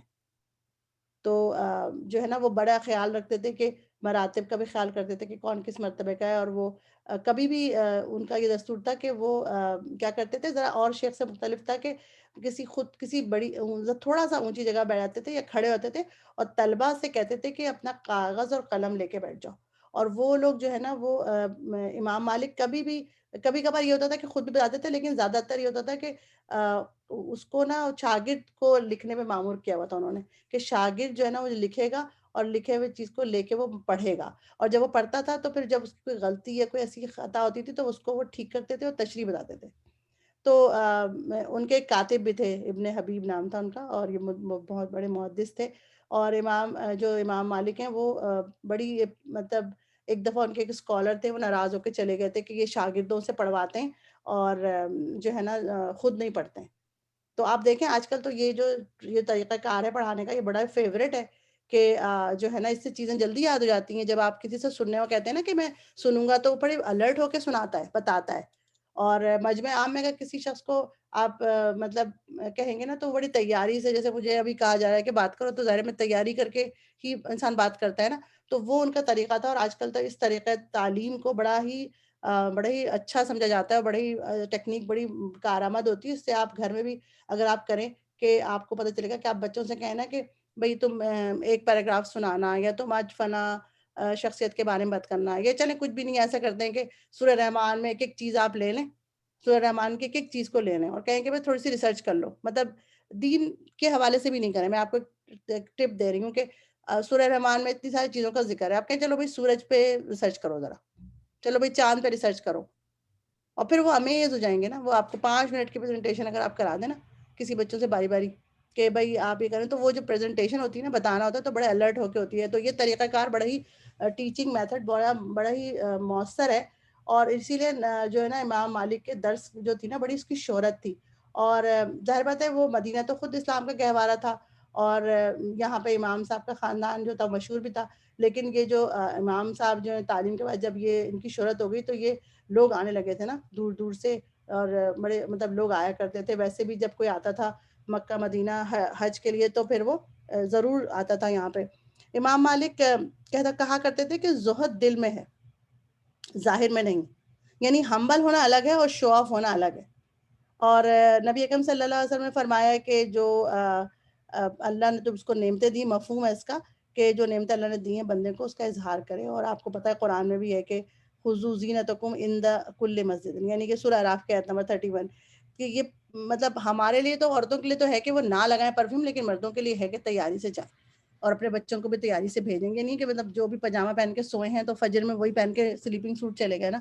یہ والا کام نہیں ہونا چاہیے. اللہ کے آگے اچھے سے تیار ہو کے جانا چاہیے. اور گھر میں عورتوں کو بھی تیار ہونا چاہیے. ابھی تو اب شب قدر کی راتیں آ رہی ہیں، تو بہترین اپنے تیاری رکھیں اللہ کے حضور حاضر ہونے کے لیے. اور امام مالک جو تھے وہ یہی چیز مطلب ان کا تھا کہ وہ اس طرح وہ کہتے تھے کہ جو علم دیتا ہے نا اس کو چاہیے کہ وہ بہترین بات کو بہترین انداز میں اور بہترین پریزنٹیشن کے ساتھ کرے. ان کی یہ وہ تھی، ان کا فلسفہ یہ تھا. اور مطلب ان کے اندر کوئی نفسیاتی چیز نفسانی نہیں تھی کہ لوگوں کو دیکھیں اور کہیں بڑے خوبصورت لگ رہے ہیں، بلکہ وہ تیاری جو تھی وہ کلام کی اہمیت کی وجہ سے تھی، اور ان کے پاس اس کی اپنی دلیل تھی. تو ایک دفعہ ایک سمجھے جیسے صوفی ہوتے ہیں یا بزرگ ہوتے ہیں نا، وہ مدینہ سے باہر، انہوں نے ایک دفعہ ان کو ایک خط لکھا اور کہا کہ آپ سادہ زندگی گزاریں اور ریگستان میں جا کے رہیں اور سیکھیں علم. تو امام مالک جو تھے وہ نبی اکرم صلی اللہ علیہ وسلم سے ان کو خاص محبت تھی، حدیث سے محبت تھی. آپ کو میں نے بتایا کتنا زیادہ وہ ان کی مطلب یہ تمام ان کے جو کام تھے وہ نبی اکرم صلی اللہ علیہ وسلم کی محبت میں ڈوبے ہوئے. ان کے کلام ہوتا تھا، اتنا احترام وہ کرتے تھے اپنی زندگی میں. تو انہوں نے جو ہے نا وہ ایک خط لکھا ان کو جواب میں، اور وہ خط یہ تھا کہ انہوں نے کہا کہ جو ہمارے لیے بھی پوائنٹ ہے کہ وہ کہتے ہیں کہ ہر انسان جو تھا نا اللہ تعالیٰ نے اس کو کچھ نہ کچھ ایسا خاص دیا ہے کہ وہ مطلب احسن عمل کرتا ہے. یعنی کہ علم میں بھی اللہ تعالیٰ نے کہا کہ اللہ تعالیٰ نے اپنی مخلوق کے درمیان بڑے خوبصورت اعمال کو نا تقسیم کیا ہوا ہے، جس طرح کہ اللہ تعالیٰ نے رزق کو تقسیم کیا ہوا ہے. یعنی کہ کوئی نمازوں کو بہت خوبصورتی سے پڑھنے کا اور سجانے کا اور اس کو سنوارنے میں لگا رہتا ہے. کسی کو لگتا ہے کہ وہ حج کو بڑے اچھے سے کرتا ہے، کسی کو دل و جان سے زکوٰۃ کے بارے میں بڑی وہ ہوتی ہے، رغبت ہوتی ہے کہ کس طرح زکوٰۃ کو بڑھ بڑھ کے دیتا رہے. تو مختلف لوگوں کے مختلف وہ ہوتے مطلب ایک ایکسلنس کا اس کی فیلڈ ہوتی ہے. تو انہوں نے کہا کہ میری جو ہے نا وہ مطلب مجھے شوق ہے علم کو حاصل کرنے کا، لوگوں کو تعلیم دینے کا، اور جو نعمتیں مجھے اللہ تعالیٰ نے دی ہیں اس کا اظہار کرنے کا. اور آپ یہ دیکھیں کہ اس سے کیا پتہ چلتا ہے کہ بہت ہی خوبصورت انداز میں مواخع کا انداز ہے جو انہوں نے اپنے دوسرے دینی بھائی کو لکھا. کوئی جھگڑا نہیں، کوئی تانا نہیں، اور یہ نہیں بولا کہ بھئی ان کو تو میرے اندر ہمیشہ یہی نظر آتا ہے جب بھی میں کچھ مطلب میں اچھے کپڑے پہنوں تو اللہ معاف کرے، ہم لوگ وہ تو یہاں تو بولیں گے وہ تو جلی جاتے ہیں ہمیشہ. لیکن نہیں، ایسا کوئی ماحول نہیں تھا وہاں پہ. ایک گفتگو کی انہوں نے اور اس کا جواب دیا، اور پھر دیکھیں کہ اتنی اچھی زبان کہ اس میں بتا بھی دیا انہوں نے کہ، اور پھر انہوں نے آخر میں لکھا کہ میں نے اپنے علم کے لیے پسند کیا یہ، اور جو نعمتیں اللہ نے دی میں نے اس کا اظہار کیا، میرا خیال ہے ہم دونوں ہی ٹھیک اور صحیح راستے پر ہیں، یہ انہوں نے کہا. تو جو میں اور آپ اپنے دل اور دماغ کو مطلب غور کر کے سوچ رہے ہیں تو پتہ چلتا ہے کہ کوئی ایسا کام کرنا کہ جیسے کسی کو دیکھ کے یہ کام کرنا کہ کاپی کیٹ کے مجھے بھی لوگ ویسے ہی کریں، وہ تو شاید وہ تو پسندہ نہیں ہے، لیکن اچھے کاموں کو اختیار کرنا کہ ادب کو اختیار کرنا. میں اور آپ امام مالک کو پڑھ کے اگر ادب کے ساتھ بیٹھنا شروع کر دیں اور ادب کا خیال کریں تو پھر وہ اچھی چیز ہے. امام مالک کے بارے میں ہے کہ وہ ایک انگوٹھی پہنتے تھے جس پہ کالے رنگ کا پتھر تھا اور اس پہ لکھا ہوا تھا حسبی اللہ نعم الوکیل. تو دیکھیں وہ ان کا ایک اسٹائل، مطلب یہ آپ کو پتہ چلتا ہے نا اس کو دیکھ کے کہ اور کیا ہے. پھر ان کے گھر کے بارے میں بھی ہے کہ ان کا جو گھر تھا اس کے دروازے پر انہوں نے لکھا ہوا تھا کہ وَإِذْ دَخَلْتَ جَنَّتَ قُلْتَ مَا شَاءَ اللَّهُ لَا قُوَّةَ إِلَّا بِاللَّهِ، جو سورہ کہف کی آیت ہے. اور جیسے کہ ان کا جو گھر تھا نا اس کے بارے میں بھی کہ عبداللہ بن مسعود کا گھر تھا، انہوں نے گھر خریدا نہیں تھا، وہ رہتے تھے کرائے میں. تو سوچے وہ گھر بھی وہیں پہ تھا اور انہوں نے وہاں سے وہ کرائے پہ حاصل کیا تھا، وہ وہیں رہتے تھے. اور اب ہم دیکھتے ہیں کہ ان کی خوبصورت کتاب جو کہ انہوں نے لکھی موتا، میم و تو اور حمزہ ہے، اور اس میں تقریباً 1700 حدیثیں ہیں. اور جو ہے وہ انہوں نے اس میں سے کچھ حدیثیں بعد میں نکل گئی تھیں، لیکن یہ پہلی کتاب ہے حدیث کی جس کو انہوں نے جمع کیا تھا، اور اس کو ان کے امام ابو حنیفہ کے جو شاگرد ہیں شیبانی وہ انہوں نے لکھا تھا. اور امام مالک کے وہ مطلب شاگردی میں رہے تھے تو 3 سال، اس کے بعد پھر وہ چلے گئے تھے. اور یہ کتابیں جو امام مالک کی نا ان کے شاگردوں کے ذریعے ہی پھیلی ہیں. اور امام مالک کے بارے میں اس حدیث کی کتاب کے بارے میں آتا ہے کہ اس میں جو حدیثیں ہیں اس میں قال رسول اللہ صلی اللہ علیہ وسلم عمر رضی اللہ عنہ، اور پھر اس کے بعد عبداللہ بن عمر، اور پھر نافع، اور پھر امام مالک. تو یہ بہت ہی گولڈن چین کہتے ہیں اس کو، کیونکہ یہ ڈائریکٹ سمجھیں کہ انہوں نے امام مالک نے جو ہے وہ حضرت نافع سے سنی، حضرت نافع نے عبداللہ بن عمر سے سنی، عبداللہ بن عمر نے حضرت عمر سے سنی تھی، حضرت عمر رضی اللہ عنہ نے تو پھر ظاہر بات ہے نبی اکرم صلی اللہ علیہ وسلم سنی. تو امام شافعی اس کتاب کے بارے میں کہتے تھے کہ قرآن کے بعد یہ بہترین کتاب ہے، لیکن آپ کے ذہن میں رہے کہ اس وقت بخاری اور مسلم نہیں آئی، اس کے 100 سال بعد لکھی گئی ہے بخاری اور مسلم. اس وقت وہی کتاب تھی، کیونکہ نبی اکرم صلی اللہ علیہ وسلم کے انتقال کو میں نے آپ کو بتایا 70-80 سال، یا وہ 20 سال کے ہو گئے ہوں گے تو 100 سال ہو گئے ہوں گے. اچھا، اس کے بعد ہم دیکھتے ہیں کہ امام مالک جو ہے نا وہ فتویٰ دینے کے معاملے میں ان کا ایک بڑا جملہ مشہور ہے، اس کی سلائیڈ بھی ہم نے بنائی ہوئی ہے، وہ ہے کہ وہ کہتے تھے لا ادری، مطلب وہ نہیں جانتے. کیونکہ ان کو جو ایک ایسے خوف ہے جو تمام ائمہ کرام کو رہا، اور وہ خوف تھا کہ سب سے مشکل کام جو ان کو لگتا تھا وہ کیا تھا؟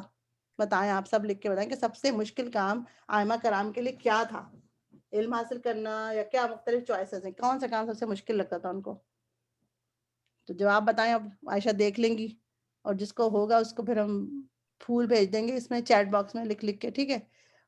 کہ وہ سب سے مشکل کام تھا جو ان کو لگتا تھا وہ تھا کہ کوئی ان سے سوال کرے اور ان کو اس کا حل دینا ہو، یعنی کہ کوئی نیا سوال لے آئے بالکل ڈیفرنٹ نا، جو کہ پہلے نہیں آیا ہو. اور امام مالک کے بارے میں جب بھی کوئی سوال ہوتا تھا تو وہ مسئلہ اگر آتا تھا تو وہ پہلے وضو کرتے تھے، تیار ہو کے بیٹھتے تھے، پھر پڑھتے تھے لا حول ولا قوت الا باللہ، اور پھر اپنے علم کے مطابق جو ان کو جواب آتا تھا وہ دیتے تھے. اور امام مالک کہتے ہیں کہ ان کو سب سے زیادہ جو مشکل مرحلہ ہوتا تھا، وہ مشکل ترین کام وہ یہ تھا حلال اور حرام کے کسی مسئلے کے بارے میں جواب دینا. اور کیونکہ وہ کہتے تھے کہ وہ یہ اللہ کے حکم کے بارے میں بات کرنا ہے. اور وہ ایک واقعہ، بہت سارے واقعات مشہور ہیں ان کے، لا ادری ان کا یہ جو ہے نا لفظ تکیہ کلام تھا. تو علماء کہتے تھے جو ان کے بیٹھتے تھے ان کے اسٹوڈنٹ، وہ کہتے تھے کہ امام مالک کے کتاب محفل سے اگر کوئی جائے گا اور وہ اگر کتاب پہ کچھ لکھے گا تو وہ صرف لا ادری لکھے گا، کیونکہ وہ ان کے بارے میں ہے کہ ایک امام مالک نے ایک موضوع پر 48 مختلف مقامات پر جو بات ہوئی نا، اس میں انہوں نے مطلب 48 سوال میں سے 32 کے بارے میں کہا کہ لا ادری، میں نہیں جانتا. حضرت علی کے بارے میں ہم سنتے ہیں، صحابہ کرام کے بارے میں سنتے ہیں کہ وہ نہیں جانتے تھے، اگر علم پورا مکمل ان کو نہیں ہوتا تھا اس بات کا تو وہ یہی کہتے تھے. تو آپ ایک عظیم اسکالر کے بارے میں پڑھ رہے ہیں اور آپ، اور ہم سوچیں کہ ہم کو کوئی چیز پتہ ہوتی ہے یا ہلکی سی بھی پتہ ہوتی ہے نا، 10% پتہ ہوتی ہے تو ہم 100% اپنی طرف سے 90% ایڈ کر کے نا جواب دے دیتے ہیں. نام فقہ کی میں بات نہیں کر رہی ہوں, جنرل بات کر رہی ہوں. اور یہ بڑی اچھی پریکٹس ہے یہ, کہ اگر انسان نا یہ کرے کہ کوئی بات اس کو نہیں پتا اور تو وہ یہ بول دے کہ مجھے نہیں پتا, میں نہیں جانتا, تو اس کی پریکٹس کریں ذرا, ایک پریکٹیکل کریں کہ جو چیز آپ کو پوری 100% پتا نہیں ہو اس کے بارے میں کریں کہ بھئی مجھے نہیں معلوم, ہاں پورا مکمل معلوم ہے اور مجھ سے کسی نے پوچھا ہوا بھی ہے تو پھر ٹھیک ہے.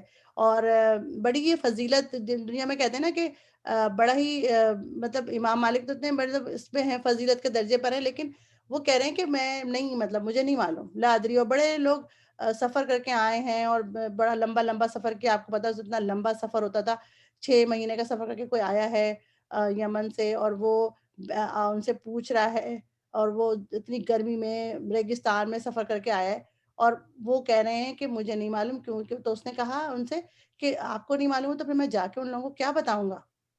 تو وہ کہتے ہیں کہ مطلب مجھے نہیں پتا, تم جا کے کہہ دینا کہ میں اس کو اچھی طرح نہیں جانتا. تو سائل جو تھا اس نے کہا کہ میں تو 6 مہینہ مطلب اتنا, اب میں جا کے کچھ تو بتائیں. تو انہوں نے کہا کہہ دینا کہ مالک نے کہا ہے میں نہیں جانتا. اس طرح کا ایک واقعہ ابو نعیم کے بھی آتا ہے کہ ایک شخص نے فتویٰ پوچھا, اور جو ہے وہ فتویٰ جو تھا انہوں نے جواب میں کہا میں نہیں جانتا, بتا سکتا. اس نے کہا میں اتنی دور سے اس لیے آیا ہوں. تو امام مالک نے کہا جب اپنے گھر پہنچو تو کہہ دینا مالک کہتے ہیں میں نے اچھی طرح نہیں بتا سکتا. اور پھر ایک اور دفعہ کوئی آیا تھا, تو اس نے ایک شخص چند روز کے تک ایک فتوے کے جواب کے لیے آیا. تو ایک دن انہوں نے عرض کیا میں کل یہاں سے چلا جاؤں گا, جو کچھ جواب ہوا ارشاد فرمائیے. یہ سن کر آپ نے سر جھکا لیا. تھوڑی دیر کے بعد سر اٹھایا, فرمایا میں اس مسئلے کا جواب دیتا ہوں جس میں کچھ بہتری جانتا ہوں, تمہارے اس مسئلے کو میں اچھی طرح نہیں جانتا.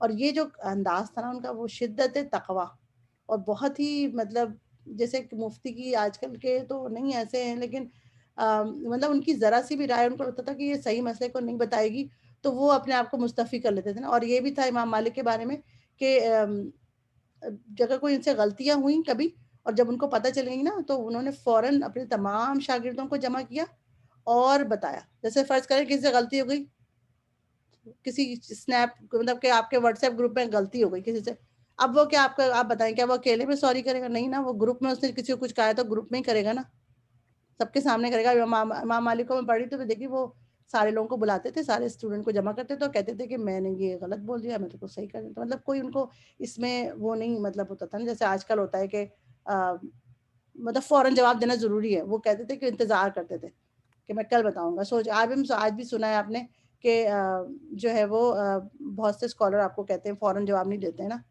پہلے ریسرچ کر لیتے ہیں, دیکھ لیتے ہیں. تو یہ فتووں کے جواب میں آپ مطلب اکثر یہی کہتے تھے کہ نبی اکرم صلی اللہ علیہ وسلم نے بات آیا قال رسول اللہ قضا, یا اگر آپ کی رائے مطلب ہوتی تھی تو اپنی قیاس پہ بتا دیتے تھے. بہرحال یہ جو مسائل اور فتاویٰ کے جواب ہمیشہ نہایت ہی جو ہے نا مشکل کام ہے. اور جب کوئی ایسا وہی والی میں نے بتایا کہ وہ کچھ چیز آتی تھی نا مشقت والی چیز, کہ وہ تھی ان کے لیے حلال و حرام.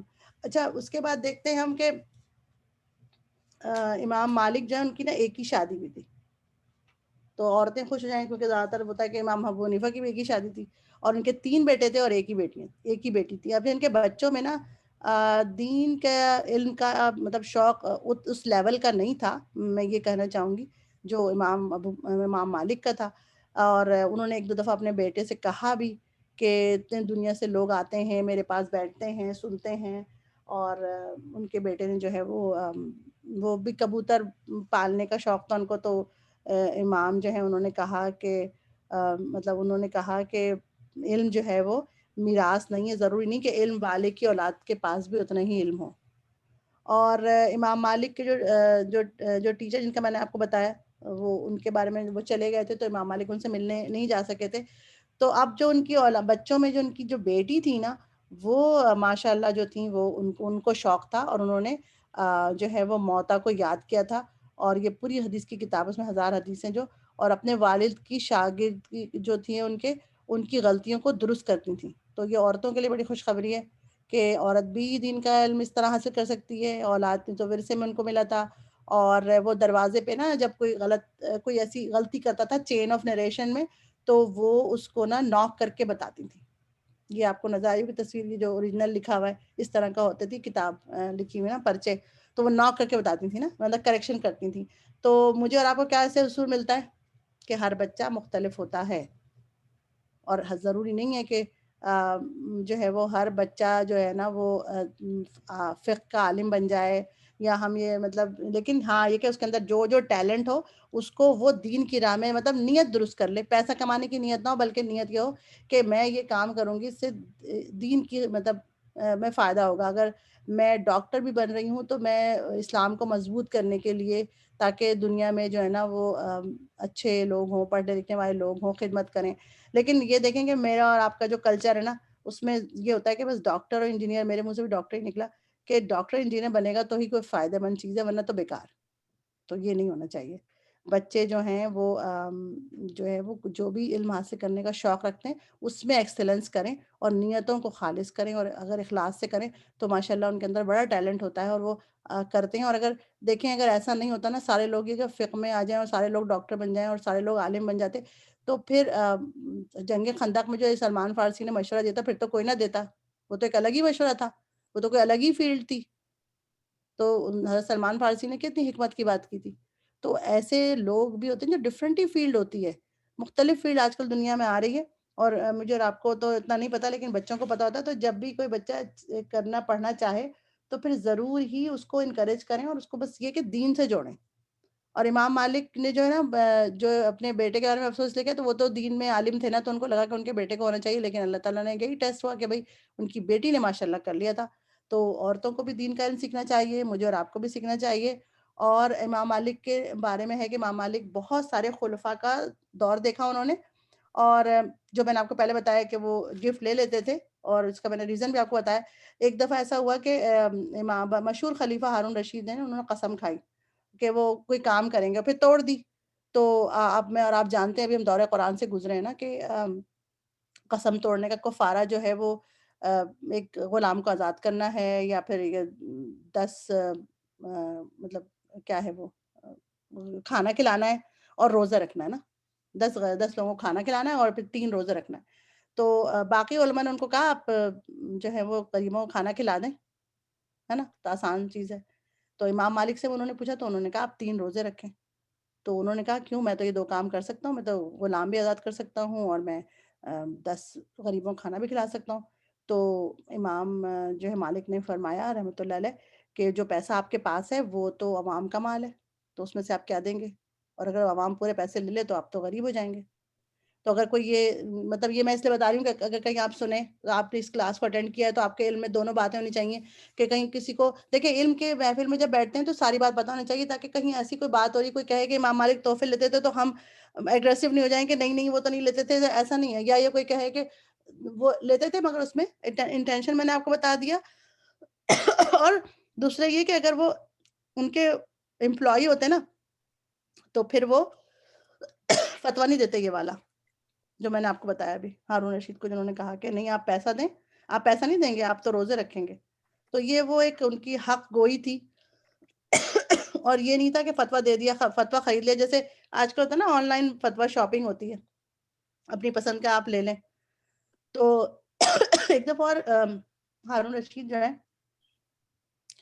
میرا گلا کہہ رہا ہے کہ کافی بول لیا میں نے, کہ ہارون رشید جو ہیں وہ انہوں نے 3000 درہم جو ہے بھیجا, اور کہا کہ آپ فوراً عراق آئیں, دارالحکومت عراق تھا.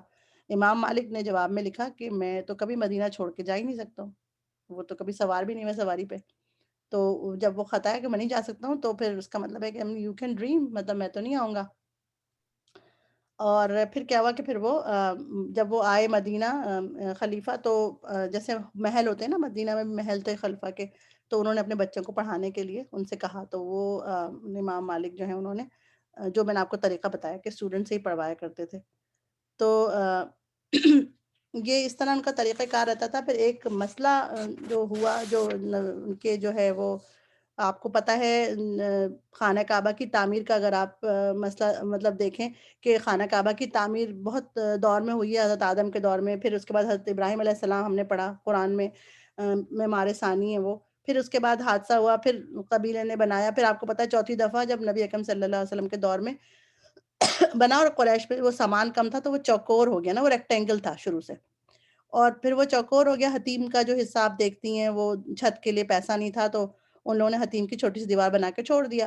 اور پھر فتح مکہ کے بعد نبی اکرم صلی اللہ علیہ وسلم نے کہا کہ میرا دل چاہتا ہے عائشہ سے کہ میں اس کو ویسے ہی بنا دوں ریکٹینگل شیپ میں, لیکن نہیں بنا رہا ہوں کیونکہ لوگ جو ہیں وہ اس سے نا لوگ ہرٹ ہوں گے اور کہیں ناراض نہ ہو جائیں لوگ, اور ابھی نیا نیا ایمان آیا ہے تو کہیں ریبیلینس نہ ہو جائیں. تو انہوں نے چھوڑ دیا تھا نبی اکرم صلی اللہ علیہ وسلم نے. حضرت عائشہ کو تو یہ حدیث پتہ تھی. پھر حضرت معاویہ جب انتقال کر گئے بنو امیہ کے بعد, عبداللہ بن زبیر آئے تھے, 6 سال ان کی حکومت رہی, تو انہوں نے جو ہے نا ریکٹینگل بنا دیا تھا. مجھے وہ تصویر نہیں ملی ریکٹینگل والی. تو وہ 6 سالہ دور میں جب عبداللہ بن زبیر جو کہ حضرت عائشہ کے بھانجے ہیں, حضرت اسما کے بیٹے ہیں, انہوں نے وہ جب شہید ہو گئے تو پھر اس کے بعد پھر حجاج بن یوسف جب کی حکومت آئی دوسرے لوگوں کی, تو پھر انہوں نے کہا کہ دوبارہ نا اس کو مطلب وہ چوکور بنایا گیا تھا, بیچ میں بن گیا تھا. پھر جب امام مالک کا دور تھا نا, اس وقت جو ہے پھر یہ ذکر ہوا, حجاج بن یوسف جب آئے حکومت میں تو دوبارہ اس کو نا ریکٹینگل بنا دیتے ہیں. تو یہ فریکوینٹلی سمجھے دو دفعہ ہوا نا کہ ریکٹینگل سے اسکوائر میں شکل میں بنا, اسکوائر سے پھر ریکٹینگل بنا, اور پھر اسکوائر بنا. تو اب وہ دوبارہ ریکٹینگل بن رہا تھا تیسری دفعہ. تو اس وقت امام مالک نے فتویٰ دیا کہ نہیں, اب یہ بار بار گرانا اچھی بات نہیں ہے, اب اس کو اسی طرح رہنے دو. اور الحمدللہ ان کے فتوے میں برکت یہ ہے کہ آپ دیکھتے ہیں کہ حرم اسی شکل میں ابھی بھی ایسے ہی موجود ہے الحمدللہ. پھر یہ ہوا کہ ان کے دور میں جب تقریباً امام مالک تقریباً 60 سال تک نا فقہ اور فتویٰ میں مصروف رہے, اور ان کے بڑے اسٹوڈنٹ بہت بڑے بڑے گزرے. اور اس سے آپ اندازہ لگاتی ہیں کہ اتنا لمبی انہوں نے عمر پائی. اور میں نے آپ کو اتنے کافی سارے واقعات جو ہیں بتائیں, بہت ہی سمجھے میں نے آپ کو منیمم بہت ہی شارٹ میں نے آپ کو بتایا ہے. آپ کو خود شوق پیدا ہو, آپ لوگ خود پڑھیں تو امام آپ کو زیادہ خوشی ہوگی پڑھ کے انشاءاللہ تعالیٰ. کہ پھر کیا ہوتا ہے کہ امام ابو حنیفہ جو ہیں وہ ان کے دور میں حضور اکرم صلی اللہ علیہ وسلم کے خاندان کے جو ہے ایک فرد ہیں, حضرت علی کے بعد ہاشمیوں کے مقابلے بنو امیہ نے کافی کامیابی حاصل کی تھی. تو وہاں پر ایک نفس زکیہ, محمد نفس زکیہ, جو حضرت حسن بن علی کے پوتے تھے, وہ جو تھے وہ کھڑے ہوئے تھے حکومت کے خلاف, کیونکہ وہ اندر امام حسین کے شہادت کے بعد تو چل رہی تھی نا چیزیں کہ مطلب حکومت ہونی چاہیے, خلیفہ ہونا چاہیے ان کو. تو امام مالک نے ان کو سپورٹ کیا, وہ چاہتے تھے کہ وہ کامیاب ہو جائیں. تو ان کو خط بھی لکھے انہوں نے. اور امام جو یہ اپنے عظیم امام مالک جو ہے نا, وہ رولر کے ساتھ بھی ان کی اپنے تعلقات اچھے تھے, لیکن انہوں نے ان کو سپورٹ کیا. تو گورنر جو مدینہ کا تھا نا, وہ زبردستی بیعت لے رہا تھا, اور لوگ اس کو پسند نہیں کر رہے تھے. اور ایک دن اس نے کیا کیا کہ امام مالک کی محفل میں آ کے نا ایک سوال کیا, اور اس نے سوال یہ کیا ٹرک کر کے کہ اگر کسی مرد کو زبردستی کہا جائے کہ طلاق دے دے تو کیا طلاق ہو جائے گی؟ تو امام مالک نے کہا کہ زبردستی تو فقہ اسلام میں کچھ بھی نہیں ہوتا, اور زبردستی جائز نہیں ہے. اس کا مطلب ہے کہ زبردستی کی جو بیعت ہو رہی ہے وہ انویلڈ ہو گئی, در پردہ یہ بات ہوئی.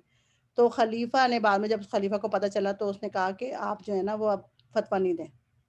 اور امام مالک نے کہا کہ میں کیسے علم کو روک سکتا ہوں اگر مجھے کوئی اس طرح کے پوچھے گا, تو ہے نا, جب تک مجھے علم ہوگا اس کے بارے میں. تو پھر اس نے ایک جاسوس بھیجا, اور یہ سیاسی مقصد تھا کہ وہ ٹیسٹ کرے. امام جو ہے مالک, انہوں نے وہی جواب دیا. تو پھر امام مالک کو پکڑا گیا اور ان کو جیل میں چلے گئے وہ. اور اس کے بعد میں بتایا جاتا ہے کہ بڑی مطلب جو ہے وہ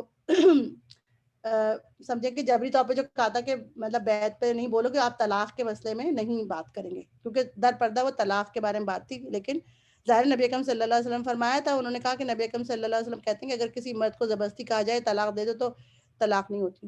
یہ ان کا مسلک تھا. تو انہوں نے کہا کہ اب جو ہے نا ان کو پکڑا گیا, اور ان کو نا تقریباً سلیمان جو تھا اس وقت غضبناک ہوا, اور اس نے ان کو 70 کوڑے مارے جائیں کہا. اور امام جو ہیں وہ عمر بھی ان کی ہو گئی, اور جو ہے وہ یہی فتویٰ دیتے رہے وہ. اور اس کے بعد کیا ہوا کہ ان کو نا بالکل گناہ گاروں کی طرح لائے گئے, کپڑے بھی اتار دیے گئے, اور پھر 70 کوڑے ان کے مارے گئے. اور پھر وہ پیٹھ ان کی خون آلودہ ہو گئی, اور وہ دونوں ہاتھ جو ہے نا مونڈھے سے ان کے اتر گئے. اور پھر بھی ان کی تسلی نہیں ہوئی, تو انہوں نے اونٹ پہ بٹھا کے پورے شہر میں ان کی تشہیر کی. اور امام جو ہیں مالک مطلب اس حالت میں گلیوں سے گزرتے رہے, اور یہی بولتے رہے کہ جو مجھ کو جانتا ہے وہ جانتا ہے, جو نہیں جانتا ہے وہ جان لے کہ میں مالک بن انس ہوں, فتویٰ دیتا ہوں کہ طلاق جبری درست نہیں ہے. اور اس کے بعد اسی طرح خون آلودہ کپڑوں کے ساتھ مسجد نبی میں تشریف لائے, پشت مبارک سے خون ان کے صاف کیا گیا, اور آپ نے 2 رکعت نماز پڑھی اور لوگوں سے فرمایا کہ سعید بن مسیب کو جب کوڑے مارے گئے تھے تو انہوں نے بھی مسجد میں آ کے نماز پڑھی تھی.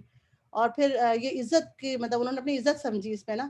اور پھر خلیفہ جو تھا منصور، اس کو جب پتہ چلا تو اس نے معذرت کی اور خط لکھا اور کہا کہ وہ جب حج کا مہینہ ہوا تو وہ آئے بھی، اور ایک دفعہ ان کے بارے میں ہے کہ انہوں نے کہا تھا کہ موتا کو ہم حرم میں لٹکا دیتے ہیں، آپ کی اتنی زبردست کتاب ہے. تو انہوں نے کہا تھا نہیں، علم جو ہے ایسا نہیں ہے، میرے علم میں بھی غلطی ہو سکتی، تو تم یہ کہیں لوگوں کے علم کے دروازے کو بند مت کرو. تو اس نے جو منصور نے اپنی تقریر کی، ان سے ایکسکیوز بھی کیا، اور ان کو خلعت جو ہوتی ہے نا، ایک لباس جیسے آج کل شیخ پہنتے ہیں، کچھ اس طرح کا تھا، دیا تو انہوں نے نہیں لیا. تو اس نے اپنے نوکر سے کہا کہ تم ان کے نا پیچھے ہٹ جاؤ، ان کے گھر جا کے پہنچا دینا. تو یہ تمام چیزیں ہوئیں، اور اس تکلیف میں کہتے ہیں کہ جو ہے وہ امام جو تھے وہ ان کے ہاتھ بالکل ایسا ہو گیا تھا کہ وہ اس کو نا ہل جل نہیں سکتا تھا وہ ہاتھ.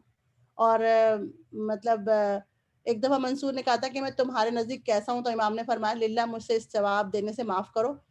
تو پھر اس نے دوسرے سے پوچھا تو انہوں نے کہا بہت بہتر ہیں، آپ تو حج کرتے ہیں. لیکن امام مالک جو ہیں انہوں نے اس طرح مطلب کہ اس طرح کے باتوں میں وہ حق پہ رہے. کبھی بھی انہوں نے اس طرح جو ہے نا وہ کیا کہتے ہیں عوام حکومت کے آگے اپنے آپ کو نہیں جھکایا. الحمدللہ وہ حق و صداقت کا پیکر تھے. ان کے اندر وعدہ اور جو بھی آپ سمجھے نا کہ اتنی ساری چیزیں تھیں ان کے اندر. اسی تکلیف میں جب یہ تقریباً 81 برس کی عمر کو پہنچ گئے تھے، ضعیف ہو گئے تھے اور مسجد نبوی میں آ جانا چھوڑ دیا تھا اور کہیں جاتے نہیں تھے. لوگوں نے پوچھا کہ آپ کیا عذر ہے؟ تو انہوں نے کہا تھا میں عذر نہیں بتاؤں گا کیونکہ پھر وہ اللہ سے شکوہ ہو جائے گا. اور اسی طرح امام صاحب بستر علالت پہ جو ہے ان کا انتقال ہوا. اتوار کے روز بیمار پڑے اور تقریباً 3 ہفتہ تک بیمار رہے، اور مرض کی شدت میں کوئی تخفیف نہیں ہوئی. لوگوں کو یقین ہو گیا کہ اب آخری وقت ہے. مدینہ کے تمام علماء آخری دیدار کے لیے جمع ہو گئے، اور یحییٰ اندلسی کا بیان ہے کہ مجھے تو اپنی محرومی کا رونا ہی تھا، اور جو لوگ ذرا سا بھی ملے تھے وہ روتے ہوئے آئے. اور امام جو ہے مالک کی حرکت آہستہ آہستہ سرد ہوئی اور آنکھوں سے آنسو جاری ہوئے. اور پھر ان کے ایک دوست جو وہاں آئے تو انہوں نے بولا کہ آپ کا کیا حال ہے؟ تو انہوں نے کہا، وہ رو رہے تھے، انہوں نے کہا میں نہ روؤں تو کون روئے گا؟ اے کاش مجھ کو میرے ہر قیاسی فتوے کے بدلے 1 کوڑا مارا جاتا اور میں فتویٰ نہ دیتا. اور یہی گریہ جاری تھا، اور اس کے بعد آپ کی روح قفس انصری سے یعنی کہ پرواز کر گئی. اور 93 ہجری میں جو ہے وہ آپ پیدا ہوئے تھے، اور 11 ربیع الاول تھا، اور آپ جب انتقال فرمایا تو 86 کی عمر تھی. اور دین کی خدمت کی. آپ کی جنازے میں ایک خلقت جمع ہوئی، اور لوگوں نے بڑے اس میں اشعار بھی کہے ہیں. اور ان کے جو اطاعت الہی کا جو عالم تھا وہ آپ کو اندازہ ہوتا ہے کہ ان کو ہر وقت وہ عبادت میں مشغول رہتے تھے. اور جب وہ 2 کام کرتے تھے، ان کی زوجہ سے پوچھا گیا تو انہوں نے کہا تھا مصحف اور تلاوت. اور نبی اکرم صلی اللہ علیہ وسلم سے ان کی محبت اور ان کا جو میں نے آپ کو بتایا، پھر مدینہ سے ان کی محبت، اور فیاضی کا بھی ہم نے ذکر کیا. مہمان نوازی جو تھی وہ بہت تھی کہ وہ خود کھانا لگاتے تھے لوگوں کو. اگر کوئی امام شافعی جو ہے نا وہ کہتے ہیں کہ طالب علم کے لیے امام کے گھر کوئی آتا ہے، امام اپنے ہاتھ سے کھانا لگاتے.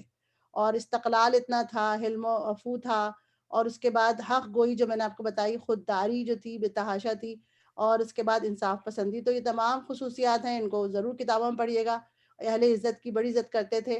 اور ماشاءاللہ جو ہے وہ تمام چیزیں ہم نے کور کی. ایک واقعے کے ساتھ میں اس کو میں نے یہاں پہ سلائیڈ میں لگائی، آپ لوگ خود پڑھ لیجئے گا کہ الحمدللہ ایک نوجوان امام، میں اس کے ساتھ کمپلیٹ کرتی ہوں اپنا، ابھی 1 منٹ ہے، کہ ایک نوجوان 13 سال کی عمر میں جو ہے ان کی والدہ نے ان کو مکہ لے کر آئیں اور کہا کہ مطلب مکہ کے جو گورنر تھے وہ ان کے کزن تھے، ان کو خط لکھا اور کہا کہ میرا بیٹا جو ہے وہ حافظ ہے، حدیث بھی یاد کر چکا ہے، تو اس کو امام مالک کے پاس بھیجے تاکہ وہ کیا سیکھے؟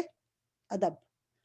اور وہ ریگستان کا سفر کر کے مکہ سے مدینہ آتے ہیں. آپ تصور کریں کتنا لمبا سفر ہے. اور جب مدینہ کے گورنر کے پاس پہنچے تو اس نے کہا کہ میں تو مطلب پسینہ پسینہ ہوا. اس نے کہا مجھے تو اگر گورنر مکہ کہتا کہ ننگے پیر مکہ آ جاؤ تو زیادہ اچھا تھا، مجھے تو مشکل کام ہے امام مالک کے پاس جانا. اتنا روب تھا. تو اس نے لڑکے جو بچے تھا اس نے کہا کہ کیا مشکل ہے؟ وہ ہنسا. تو اس نے کہا چلو چل کے چلتے ہیں اور جا کے نا دیکھتے ہیں امام مالک کو. تو دروازے پہ گئے، نوکرانی دروازہ کھولا، امام مالک دروازے پہ گئے، پوچھا کہ امام مالک ہیں؟ اس نے کہا اگر آپ مذہبی سوال کرنے کے لیے آئے ہیں تو لکھ کے دے دیں، میں وقت ہوگا تو پوچھ لوں گی. حدیث پڑھنا چاہتے ہیں تو حلقے میں چلے جائیں، اگر گورنمنٹ کا کوئی سوال ہے تو آپ جو ہیں یہ وقت نہیں ہے. تو انہوں نے کہا میں گورنر مکہ کا خط لے کر آیا ہوں. تو پھر اس کے بعد بچہ لکھتا ہے کہ ایک خوبصورت شخص، لمبا، آنکھیں ان کی نیلی اور بڑے خوبصورت آ کے کھڑے ہوئے اور پوچھنے لگے کہ دیکھنے میں مدینے والے نہیں لگ رہے تھے. پوچھنے لگے کہ نوکرانی سے کرسی منگوائی، پوچھا کہ گورنر مکہ کو مجھ سے کیا کام ہے؟ گورنر مدینہ نے خاموشی سے خط دے دیا. انہوں نے پڑھا اور کہا لا حول ولا قوت الا باللہ، لا حول ولا قوت الا باللہ. کوئی کسی کی طاقت نہیں کہ وہ اس طرح نہیں پڑھا جیسے ہم لوگ کبھی کہہ دیتے ہیں، بلکہ اللہ کی طاقت کا اور اللہ ہی اس حالت کو تبدیل کر سکتے ہیں. اور پرچہ پھینکا اور کہا کہ کیا علم حاصل کرنے کے لیے بھی سفارش دی جائے گی، یعنی کنیکشن ضروری ہے. تو بچے نے دیکھا ان کو اور بچے نے کہا اللہ شیخ کو ہدایت دے، ہے نا عربی میں. تو انہوں نے کہا میں قریشی ہوں، میرا تعلق نبی اکرم صلی اللہ علیہ وسلم کے خاندان سے ہے، اور انا قریشی، اور میں 7 سال کی عمر میں نے قرآن حفظ کیا، 10 سال کی عمر میں میں نے پوری موتا آپ کی پڑھ لی، اور اب میں سند کے ساتھ یاد ہے مجھے میری ماں نے آپ کے پاس علم حاصل کرنے مجھے بھیجا. تو امام مالک نے کہا اے بچے اتق اللہ کا تقوی کرو، گناہ سے دور رہو. اگر تم یہ 2 کام کرو گے مستقبل میں تمہیں بہت کچھ حاصل ہوگا، اگر تم 2 نصیحت مان لو. اب آپ بتائیں کہ وہ بچہ کون تھا، نام لکھ کے بتائیں. اسی کے ساتھ میں مکمل کرتی ہوں. آپ کو یہ جواب آپ لکھ کے بتائیں اور گیس کریں کون تھا. یہ امام محمد ابن ادریس الشافعی. انشاءاللہ تعالیٰ کل آپ ان کے بارے میں سنیں گے. الحمدللہ، الصلاۃ والسلام علی اشرف الانبیاء والمرسلین نبینا محمد وآلہ وصحبہ اجمعین برحمتک یا ارحم الراحمین. اللہم صلی علی محمد وعلی محمد. السلام علیکم ورحمۃ اللہ وبرکاتہ. وعلیکم السلام ورحمۃ اللہ وبرکاتہ. جزاک اللہ خیر سیما. اتنا خوبصورت بیان، اتنے معلوماتی پروگرام، اور ہمارے لیے خود اپنی سوسائٹی میں اور اپنی زندگیوں میں لینے کے لیے بہت سے پوائنٹس اس میں ہمیں ملے. انشاءاللہ بہنوں نے ان کو کور کیا ہوگا. اور پیاری بہنوں، یہ وہ فقہا ہیں جنہوں نے اپنی زندگیاں لگائی اور ان کی کتابیں موجود ہیں پڑھنے کے لیے. اللہ تعالیٰ ہمیں توفیق دے ان کتابوں سے استفادہ حاصل کرنے کے لیے. اللہ تعالیٰ ہماری بہنوں کو جزائے خیر دے ان پروگرام کو ترتیب دینے کے لیے. اور اللہ تعالیٰ آپ سب کو آپ کے مال میں، آپ کی اولاد میں برکت دے اس پروگرام کو اٹینڈ کرنے کے لیے. اور جن جن لوگوں تک آپ نے اس پروگرام کی بابت پہنچائی ہے، اللہ تعالیٰ آپ سب کے لیے اس میں اجر ثابت کر لے. آمین یا رب العالمین. پیاری بہنوں، جس طرح سے ہمارے پروگرام چل رہے ہیں، اپنے واٹس ایپ گروپ میں ہم کل بھی کوئز ڈال چکے تھے امام حنیفہ کا، ابو حنیفہ رحمۃ اللہ علیہ کا، اور آج بھی جو ہے وہ کوئز ڈالا جائے گا اپنا امام مالک ابن انس کے بارے میں. تو کائنڈلی آپ ضرور اس میں حصہ لیں، اپنی فیملی کو ساتھ رکھ کے اس میں حصہ لیں، تو اس طرح سے معلومات آگے پہنچانے میں آسانی ہوگی انشاءاللہ تعالیٰ سے. اسی بات کے ساتھ کہ کل ہم دوبارہ ملاقات کریں گے ہمارے ایک اور آئمہ اکرام کے ساتھ، ان کی بابت، ان کی زندگی کے بارے میں جانیں گے انشاءاللہ تعالیٰ. پیاری بہنوں، اس وقت سے فائدہ اٹھائیں، لوگوں تک اس بات کو پہنچائیں، اور اکنا سسٹرز کو اپنی دعاؤں میں ضرور یاد رکھیں. بخاری شریف کی حدیث ہے کتاب العلم میں کہ آپ صلی اللہ علیہ وسلم نے فرمایا، جس آدمی سے ارادہ کرتا ہے اللہ خیر کا، اسے سمجھ دے دیتا ہے دین کا. تو اللہ تعالیٰ ہمیں ان لوگوں میں شامل فرمائے، اور اللہ تعالیٰ ہمیں دین کی صحیح سمجھ بوجھ عطا فرمائے. اللہم انی اعوذ بک من علم لا ينفع ومن قلب لا یخشع ومن نفس لا تشبع ومن دعوت لا یستجاب لها. اے اللہ، بے شک میں تیری پناہ لیتا ہوں ایسے علم سے جو نفع نہ دے، ایسے دل سے جو ڈرتا نہ ہو، ایسے نفس سے جو سیر نہ ہوتا، اور ایسی دعا سے جسے تو قبول نہ کرے. اللہ تعالیٰ ہمیں اپنی حفظ و امان میں رکھے. پیاری بہنوں، اس کے ساتھ ہی ہم اپنے پروگرام کو ختم کرتے ہیں انشاءاللہ تعالیٰ. اور اب دوبارہ ملاقات ہوگی کل آپ سے. سبحانک اللہم و بحمدک، نشہد ان لا الہ الا انت، نستغفرک و نتوب الیک. بسم اللہ الرحمن الرحیم. والعصر ان الانسان لفی خسر الا الذین آمنوا وعملوا الصالحات وتواصوا بالحق وتواصوا بالصبر. السلام علیکم ورحمۃ اللہ وبرکاتہ. یاسمین ہم دعا لگا دیتے ہیں. ٹھیک ہے انشاءاللہ.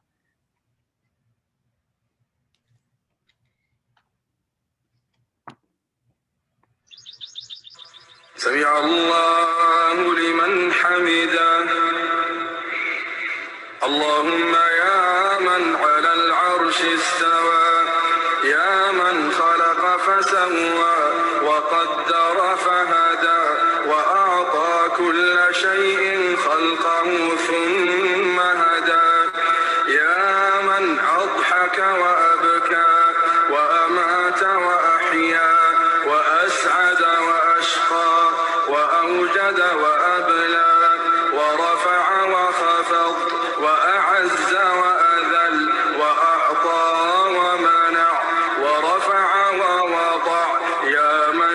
شق البحار وأجرى الأنهار وكور النهار على الليل وكور الليل على النهار يا من هدى من الضلالة وأنقذ من الجهالة وأنار الأبصار وأحيا الضمائر والأفكار يا من تسمع كلامنا وترى مكاننا وتعلم سرنا وعلانيتنا لا يخفى عليك شيء من أمرنا نحن البؤساء الفقراء المستغيثون المستجيرون الوجلون المشفقون المقرون المعترفون بذنوبهم